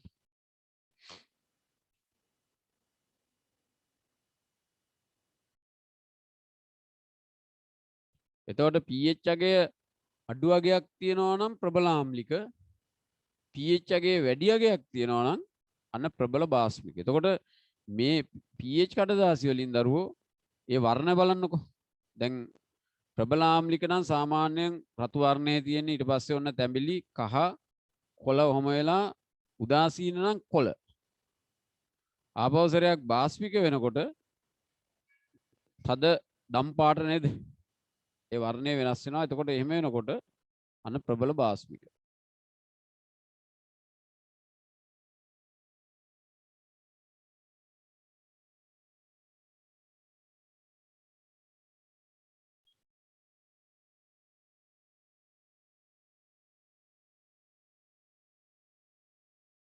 හරි. යටින් ලියන්න පුතේ මෙහෙම. මේ ටික ලියාගත්තද?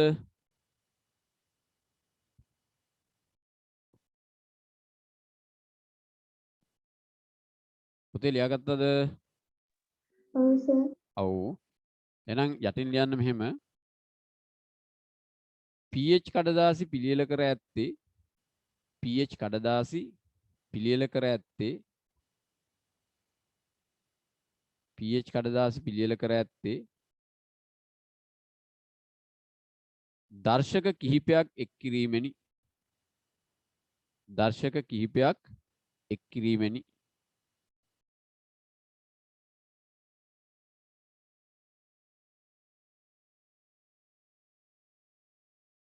ඊළඟ කරුණ ද්‍රාවණයකට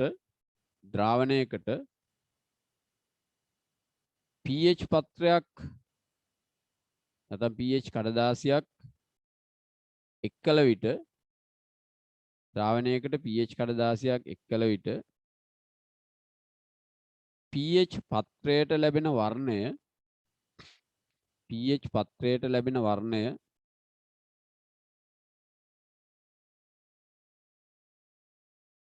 වර්ණකේතයේ සමග සංසන්දනය කිරීමෙන්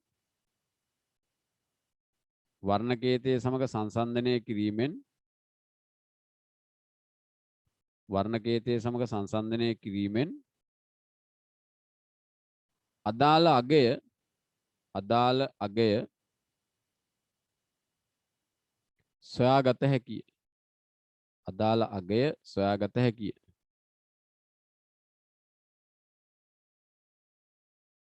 ඊළඟ කරුණ ලියන්න. ඒ අනුව එම ද්‍රාවණයේ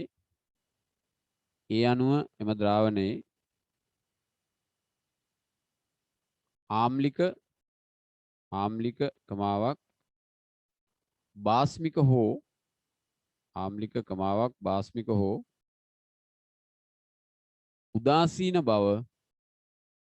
උදාසීන බව හඳුනාගත හැකිය.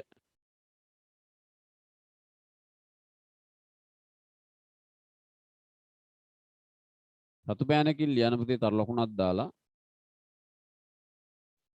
එමෙන්ම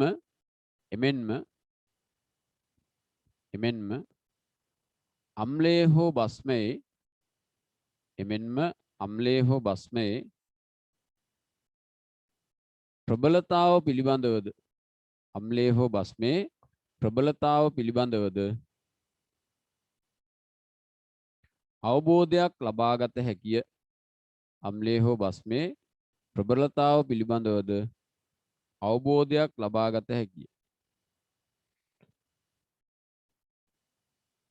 එතන වෙනම යටින් ඩොට් එකක් දාලා සාමාන්‍යයෙන් අර නිල් පාටෙන් හරි ඔයගොල්ලෝ ලියපු කළු පාටෙන් හරි ලියා ගන්න. pH අගය අඩු නම් ප්‍රබල ආම්ලික. pH අගය අඩු නම් ඒ කියන්නේ pH අගය 0.1 2 වගේ නම් ප්‍රබල ආම්ලික.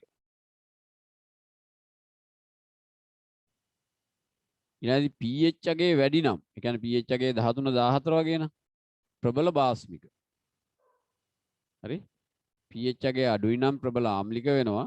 pH අගය වැඩි නම් ප්‍රබල බාස්මික වෙනවා. හරි. ඔන්න පුතේ ඊළඟදී අපි කතා කරන්න යන්නේ ලවණ පිළිබඳ. ලියන්න මාතෘකාව ලවණ කියලා.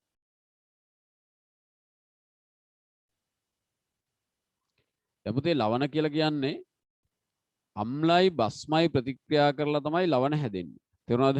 අම්ලයක් සහ බස්මයක් ප්‍රතික්‍රියා කරලා ලවණයක් හැදෙනවා. එතකොට මේ ලවණ බොහොමයක් උදාසීනයි. ලවණ සාමාන්‍යයෙන් උදාසීනයි. ඒ කියන්නේ ආම්ලික ගුණත් නැහැ, බාෂ්පික ගුණත් නැහැ, ඒවා උදාසීනයි. ඒතකොට අම්ලයක් සහ බස්මයක් ප්‍රතික්‍රියා කරපුවාම තමයි ලවණයක් හැදෙන්නේ. හරි. එතකොට සෝඩියම් ක්ලෝරයිඩ් කියන්නේ පුතේ ලවණයක්. අපි එදිනදා ජීවිතයේදී බහුලව භාවිතා කරන ලුණු. එහෙම නැත්නම් සෝඩියම් ක්ලෝරයිඩ් කියන්නේ ලවණයක්. ඔය හුඟක් වෙලාවට බලන්න පාචනය වගේ රෝගී තත්ත්ව සඳහා ජීවනී කියලා ද්‍රාවණයක් දෙනව නේද? සේලයින් ද්‍රාවණයක්. ඒ ජීවනී ද්‍රාවණය ඔය සේලයින් ද්‍රාවණය ඒවත් ඇත්තටම මේ ලවණ අඩංගු මිශ්‍රණ. ඒවා ලවණ අඩංගු මිශ්‍රණ. හරි. යටින් ලියන්න මෙහෙම අම්ල බස්ම සමග ප්‍රතික්‍රියා කර අම්ල බස්ම සමග ප්‍රතික්‍රියා කර ලවණ සාදයි. අම්ල බස්ම සමග ප්‍රතික්‍රියා කර ලවණ සාදයි. උදාහරණ කියලා ලියන්න. අම්ලයි බස්මයි ප්‍රතික්‍රියා කරලා තමයි පුතේ ලවණ හදන්නේ. හරි? උදාහරණ කියලා ලියලා ලියන පළවෙනි සමීකරණය පුතේ සෝඩියම් හයිඩ්‍රොක්සයිඩ්. හරි? NaOH ජලීය ද්‍රාවණයක් හයිඩ්‍රොක්ලෝරික් අම්ලයේ HCl එක්ක ප්‍රතික්‍රියා කරපුවාම හැදෙනවා මොනවද? සෝඩියම් ක්ලෝරයිඩ් NaCl කියන ලවණය හැදෙනවා ජලීය සහ අවසානයේ ජලයත් හැදෙනවා H2O. එතකොට අනිවාර්යයෙන් මේ ලවණයක් හැදෙන මේ ප්‍රතික්‍රියාව උදාසීනයි. උදාසීනීකරණ ප්‍රතික්‍රියාවක් කියලාත් හඳුන්වනවා. ඊළඟදී ඔය වගේම පොටෑසියම් හයිඩ්‍රොක්සයිඩ් KOH ජලීය ද්‍රාවණයක් HCl එක හයිඩ්‍රොක්ලෝරික් ජලීය ද්‍රාවණයක් එක්ක ප්‍රතික්‍රියා කරොත් හැදෙනවා පොටෑසියම් ක්ලෝරයිඩ් KCl ලවණය සහ එතනත් හැදෙනවා ජලය හැදෙනවා H2O ද්‍රව. ඒ සමීකරණයත් ලියා ගන්න. හරි? ඊළඟදී මැග්නීසියම් හයිඩ්‍රොක්සයිඩ් නයිට්‍රික් අම්ලය එක්ක ප්‍රතික්‍රියා කරොත් magnesium hydroxide MgOH twice nitric අම්ලය HNO3 එක්ක ප්‍රතික්‍රියා කරපුවාම මේකත් පුතේ ජලීය මේකත් ජලීය ප්‍රතික්‍රියා කරපුවාම හැදෙනවා මොනවද? මැග්නීසියම් නයිට්‍රයිට් හැදෙනවා ජලය හැදෙනවා.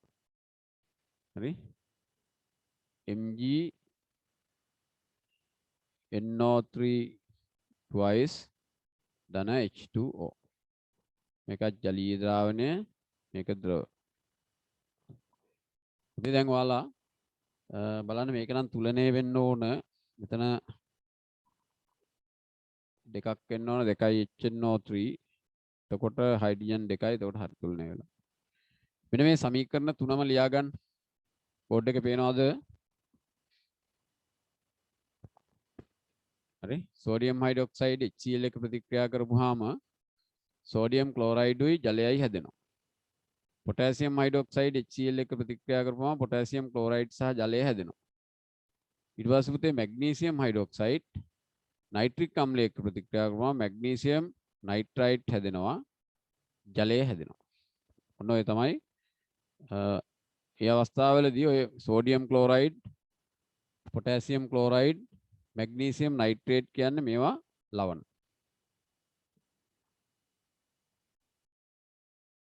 පෙළ පොතේ තියෙනවා පුතේ සමීකරණ හරි පැහැදිලිව ලියා ගන්න වරද්දන්න නැතුව.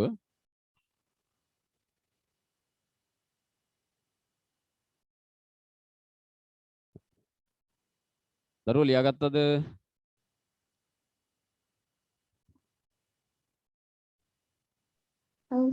ලියාගත්තා නේද? මම මේ වීඩියෝ එකත් අප්ලෝඩ් කරලා ඔයාලට ලින්ක් එක එවන්නම්. මේ ඊට පස්සේ නැවත සැරයක් ඔයාලටත් මේ පාඩම බලන්න පුළුවන්. හැබැයි එහෙම කරන්න ගියාම මට හිතෙන්නේ පන්තියට සම්බන්ධ වෙන සංඛ්‍යාව අඩු වෙනවා. මොකද වීඩියෝ එකම බලලා ඉන්න බලනවා. ඒ නිසා මේ මම ලබන සතියේත් එහෙම බලලා එහෙම අඩු වෙනවා නම් වීඩියෝ එක දාන එක නවත්තනවා. මොකද පන්තියේ සම්බන්ධ වෙන්න ඕන. ගන්න වෙලාවේ අහගෙන ඉන්න ඕන. හරි? එනම් පුතේ උතන තරු ලකුණක් දා ගන්නකො රතු පෑනේ. මෙහෙම ලියන්න. ලවණ සෑදීමේදී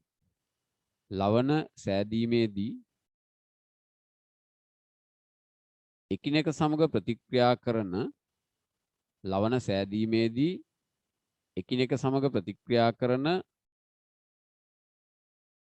අම්ලයේ හෝ භස්මයේ එකිනෙක සමග ප්‍රතික්‍රියා කරන අම්ලයේ හෝ භස්මයේ හෝ ප්‍රබලතාව පදනම් කරගෙන අම්ලයේ හෝ භස්මයේ හෝ ප්‍රබලතාව පදනම් කරගෙන ඒවා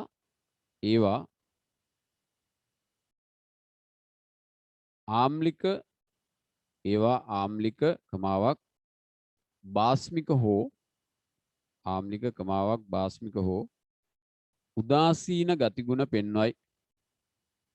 උදාසීන ගතිගුණ පෙන්වයි.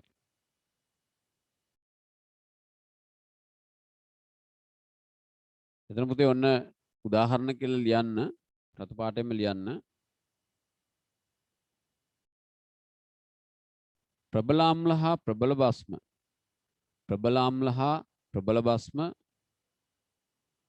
ප්‍රතික්‍රියාවෙන් සෑදෙන ලවණ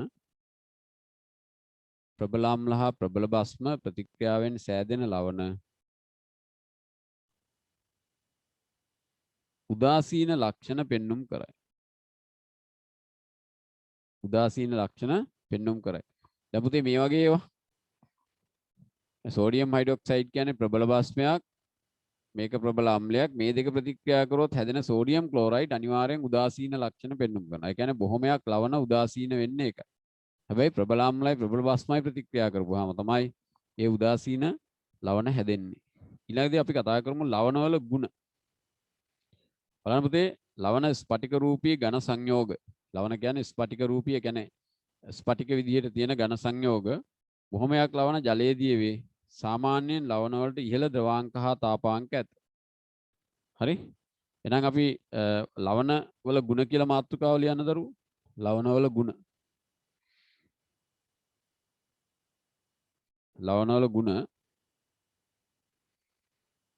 ලියන්න පළවෙනි කරුණ ලියන්න එකට එක ඩොට් දාලා ලියන්න පහළට ස්පටික රූපී ඝන සංයෝග වේ. ස්පටික විදියට තියෙන ඝන සංයෝග තමයි ලවණ. දැන් සෝඩියම් ක්ලෝරයිඩ් බලන්න ලුණු කැට විදියට නේ තියෙන්නේ නේද? අන්න ස්පටික රූපී ඝනයක් විදියට තියෙන්නේ. අයනික දැලිසක්කෙම හදනනේ සෝඩියම් ක්ලෝරයිඩ්. ඊළඟදී අනිත් කරුණ ලියන්න බොහොමයක් ලවණ ජලයේ දිය වේ. දැන් ලුණු හැමත් හොඳට ජලයේ දිය වෙනවනේ. බොහොමයක් ලවණ ජලයේ දිය වේ.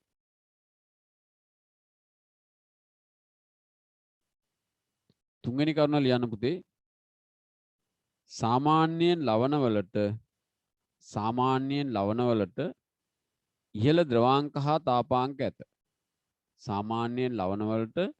ඉහළ ද්‍රවාංක හා තාපාංක ඇත. පුතේ ඒකට හේතුව ලවණ බොහොමයක් අයනික සංයෝග. විදිහට තියෙනවා ලවණ. එතකොට අයනික සංයෝග වල ඔයගොල්ලෝ දන්නවා අයනික බන්ධන සහිත සංයෝග වල ද්‍රවාංක තාපාංක ඉහළයි කියලා. හරි? ඊළඟදී පුතේ මාතෘකාව ලියන්න ලවණ කීපයක භාවිත අවස්ථා.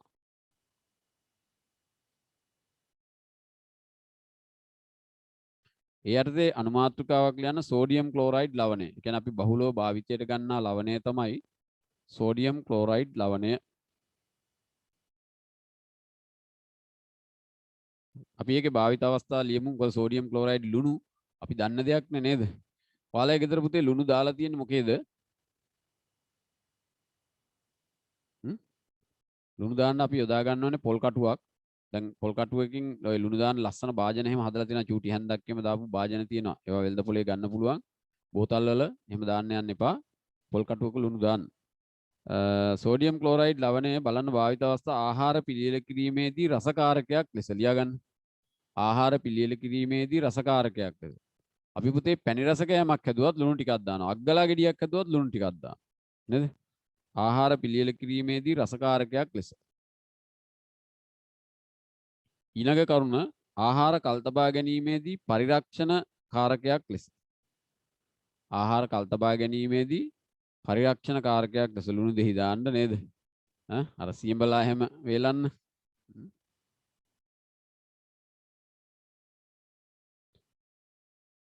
ඊළඟ එක ලියන්න ක්ලෝරින් හයිඩ්‍රොක්ලෝරික් අම්ලය වැනි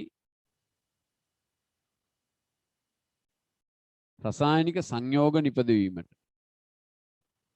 ක්ලෝරින් හයිඩ්‍රොක්ලෝරික් අම්ලය වැනි රසායනික සංයෝග නිපදවීමට.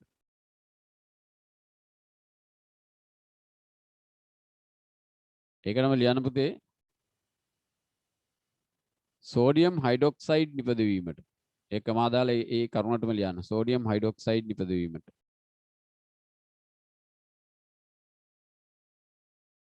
Sodium carbonate නිපදවීමට.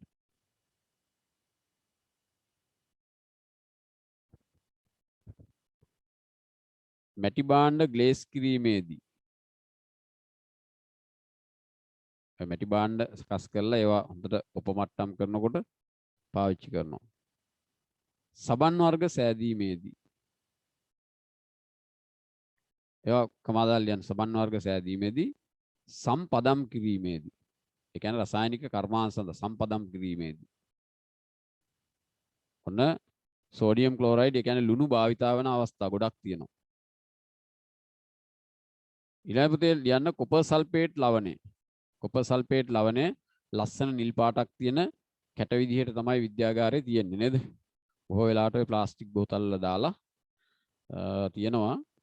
බලන්න පුතේ කොපර් සල්ෆේට් පාවිච්චි කරනවා කාර්මික කටයුතු වලදී දිලීර නාශකයක් විදියට. කෘෂි කාර්මික නේ. කෘෂි කාර්මික කටයුතු වලදී දිලීර නාශකයක් විදියට පාවිච්චි කරනවා. රසායනික ප්‍රතිකාරක සෑදීමේදී කියන්නේ බෙනඩික් ද්‍රාවණය, ඔය ෆේලිං ශ්‍රාවණ වගේ ඒවා හදන්න. විද්‍යුත් ලෝහාලේපනයේදී තඹ ලෝහය ආලේප කරන්න කොපර් සල්ෆේට් පාවිච්චි කරනවා. සායම් කර්මාන්තයේදී විවිධ වර්ණ සායම් හදන්න පාවිච්චි කරනවා. අපි ඒ කරුණු ටිකක් ලියලා තියමු. ලියන්න කෘෂිකාර්මික කටයුතු වලදී දිලීර නාශකයක් ලෙස. කෘෂිකාර්මික කටයුතු වලදී දිලීර නාශකයක් ලෙස. දෙවෙනි කරුණ රසායනික ප්‍රතිකාරක සෑදීමේදී රසායනික ප්‍රතිකාරක සෑදීමේදී දේ වරහන් ඇතුළේ ලියා ගන්න බෙනඩික්ට් හා ෆේලිං ද්‍රාවණ. බෙනඩික්ට් හා ෆේලිං ද්‍රාවණ. තුන්වෙනි කරුණ ලියන්න විද්‍යුත් ලෝහාලේපනයේදී විද්‍යුත් ලෝහාලේපනයේදී. හතරවෙනි කරුණ ලියන්න සායම් කර්මාන්තයේදී සායම් කර්මාන්තයේදී. ඔනපොතේ මේ පාඩමේ අවසාන මාතෘකාව අපිට තව පුංචි කාලයක් තියෙන්නේ. ඒත් අපි මේ පාඩම ඉවර කරමු කොහොම හරි. මාතෘකාව ලියන්නකෝ උදාසීනීකරණය කියලා. උදාසීනීකරණය. අපි දැනටවත් මේ ගැන ඉගෙනගෙන තියෙන්නේ. දැන් උදාසීනීකරණයේදී වෙන්නේ පුතේ අම්ලයකුයි බෂ්මයකුයි ප්‍රතික්‍රියා කරපුවාම ලවණය සහ ජලය හැදෙනවා. මෙන්න මේ ප්‍රතික්‍රියාවක් තමයි අපි උදාසීනීකරණයක් කියලා කියන්නේ. බලන්නකෝ අපි බඩේ දැවිල්ල හැදුනාම අපි මිල්ක් ඔෆ් මැග්නීසියා පිටි දෙකක් කපලා ගන්න කියලා. බඩේ දැවිල්ල ඇති වෙන්නේ ආමාශය කුසේ හයිඩ්‍රොක්ලෝරික් අම්ලයේ ශ්‍රාවය වෙලා ආම්ලික මාධ්‍යයක් ඇති වෙනවා. එතකොට අපි මිල්ක් ඔෆ් මැග්නීසියා කියන්නේ බාෂ්මිකයි. මැග්නීසියම් හයිඩ්‍රොක්සයිඩ් නේ. එතකොට අන්න බස්මයකුයි අම්ලයකුයි ප්‍රතික්‍රියා කරපුවාම ලවණයයි ජලයයි හැදෙනවනේ. එතකොට මේ ප්‍රතික්‍රියාවට අපි කියනවා උදාසීනීකරණ ප්‍රතික්‍රියාවක් කියලා. උදාසීනීකරණයේදී වෙන්නේ මොකක්ද? හයිඩ්‍රජන් ධනායන අම්ලයෙන් නිදහස් වන හයිඩ්‍රජන් ධනායන බෂ්පයෙන් නිදහස් වන OH ඍණායනත් එක්ක සම්බන්ධ වෙලා ජල අණුවක් හදනවා. ඔන්න ඕක තමයි අපි උදාසීනීකරණය කියලා කියන්නේ. හරි. පුතේ ලියන්න එහෙනම් උදාසීනීකරණය මාතෘකාව ලියලා එහෙම ලියන්න.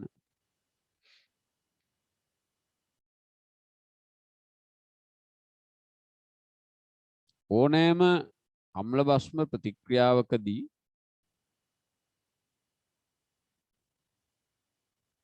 නෑ පොඩක් ඉන්න. ඒක පුතේ කපමු එක එකකින් කපලා දාන්න. එහෙම ලියන්න එපා. මෙහෙම ලියන්න. අම්ලයකින් නිදහස් වන හයිඩ්‍රජන් ධනායන H ධනායන දාන්න. අම්ලයකින් නිදහස් වන හයිඩ්‍රජන් ධනායන බස්මයකින්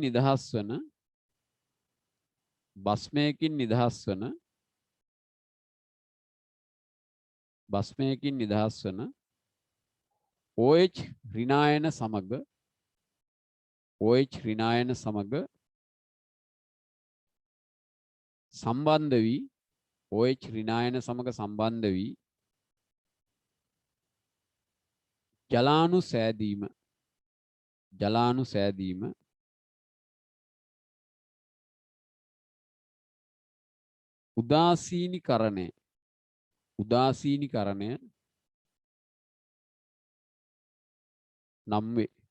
උදාසීනීකරණය නම් වේ.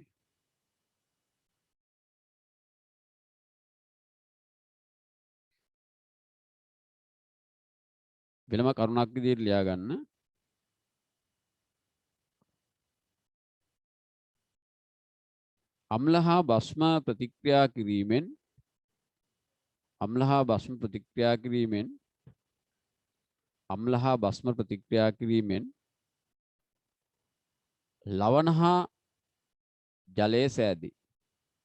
අම්ල හා භස්ම ප්‍රතික්‍රියා කිරීමෙන් ලවණ හා ජලය සෑදේ. මෙය උදාසීනීකරණ ප්‍රතික්‍රියාවකි.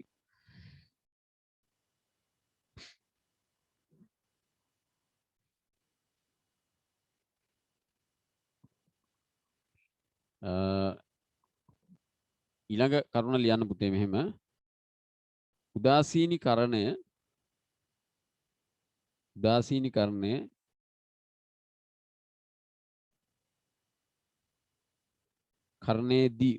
කරණයේදී හයිඩ්‍රජන් අම්ලය අයනීකරණයෙන් ලැබෙන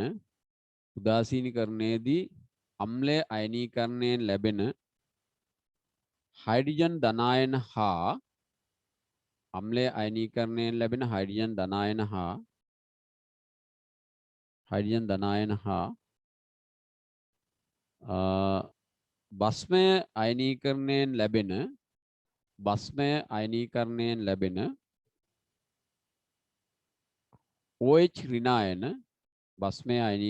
ලැබෙන OH ඍණායන සම්බන්ධ වී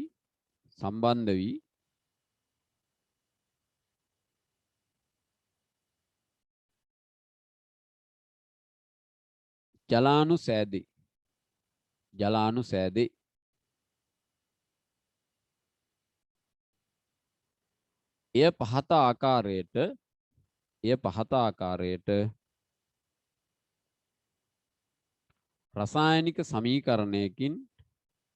එය පහත ආකාරයට රසායනික සමීකරණයකින් නිරූපණය කළ හැකිය.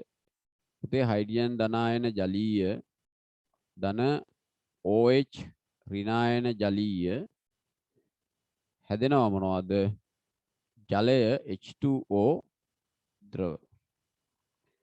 මෙන්න මේ තමයි ඒ අදාළ සමීකරණ. ඔක ලියා ගන්න.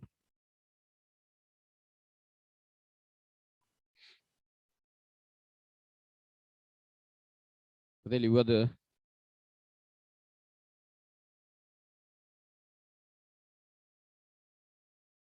හරි.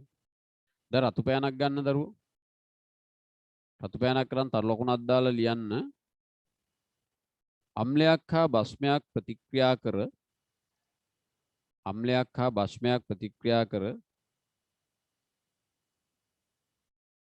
උදාසීනීකරණය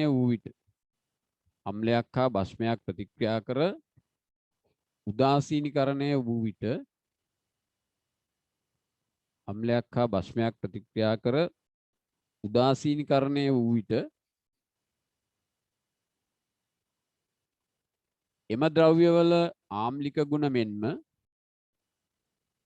එම ද්‍රව්‍යවල ආම්ලික ගුණ මෙන්ම බාස්මික ගුණද නැති වී යයි. එම ද්‍රව්‍ය වල ආම්ලික ගුණ මෙන්ම බාස්මික ගුණද නැති වී යයි. හරි. තාපුතේ මිනිත්තු 2ක් තියෙනවා. තව මිනිත්තු මට 3යි මිනිත්තු 5ක් විතර දුන්නාම මේ පාඩම අපිට අවසන් කරන්න පුළුවන්. ඊළඟදී මාතෘකාව ලියන්න ඔන්න අවසාන මාතෘකාව අම්ල කියලා ලියලා පොඩි ඉරි කෑල්ලක් ගහලා බස්ම අම්ල බස්ම උදාසීනීකරණ ප්‍රතික්‍රියා අම්ල බස්ම උදාසීනීකරණ ප්‍රතික්‍රියා භාවිතයේ යෙදෙන අවස්ථා. අම්ල බස්ම උදාසීනීකරණ ප්‍රතික්‍රියා භාවිතයේ යෙදෙන අවස්ථා. පුතේ ඔයාලා හැමෝම 201 පිටුව පෙරලා ගන්න. පිටු අංකය 201. පෙරලා ගත්තද? පුතේ පැහැදිලිව ඇහෙනව නේද? කවුරු හරි කතා කරලා කියන පැහැදිලිව ඇහෙනවද? ඔව් සර් මට හිතෙන්නේ අර හවස්වරුවට මේ දැන් වැඩියෙන් මේ භාවිතයේ වැඩි නිසා සිග්නල් ෆේල් වෙනවා වෙන්න පුළුවන්. මොකද දැන් අපිට උදේ එහෙම ගැටලුවක්ම ආවේ නැහැ නේද? හරි. පුතේ බලන්න අම්ල බස්ම උදාසීනීකරණ ප්‍රතික්‍රියා භාවිතයේ යෙදෙන අවස්ථා 201 පිටුවේ අවස්ථා 4ක් දීලා තිනවා බලන්න. ආමාශයේ ඇතිවන අම්ල ගතිය උදාසීන කිරීම සඳහා මිල්ක් ඔෆ් මැග්නීසියාව එවැනි ප්‍රතිඅම්ලයක් ඒ කියන්නේ දුර්වල භස්මයක් භාවිත කරේ. මිල්ක් ඔෆ් මැග්නීසියා ප්‍රතික්‍රියා කපලා කන්නේ නේද? එතකොට අම්ල ගතිය උදාසීන කරන්න. ඊළඟදී පසේ ආම්ලික බව අඩු කිරීමට දිය ගැසූ උහුණු ඒ කියන්නේ අලු උහුණු වැනි භාෂ්මික ද්‍රව්‍ය පසට එකතු කරනවා. ඒ කියන්නේ පස නිතර රසායනික පොහොර භාවිතා කරලා වගා කරද්දී ආම්ලික වෙනවා. එතකොට මේ ආම්ලික බව අඩු කරන්න එකට හුණු එකතු කරනවා. ඊළඟදී මීමැසි දෂ්ට කිරීමේදී පුතේ මීමැස්සෙක් දෂ්ට කරපුවාම මීමැස්සගේ විස ආම්ලිකයි. එතකොට භාෂ්මික දෙයක් තවරන්න ඕන. මොනවද? විශේෂයෙන්ම බේකින් සෝඩා, කියන්නේ ආප්ප සෝඩා වගේ භාෂ්මික ද්‍රව්‍යයක් නැත්තම් හුණු ටිකක් වගේ තවරන්න ඕන.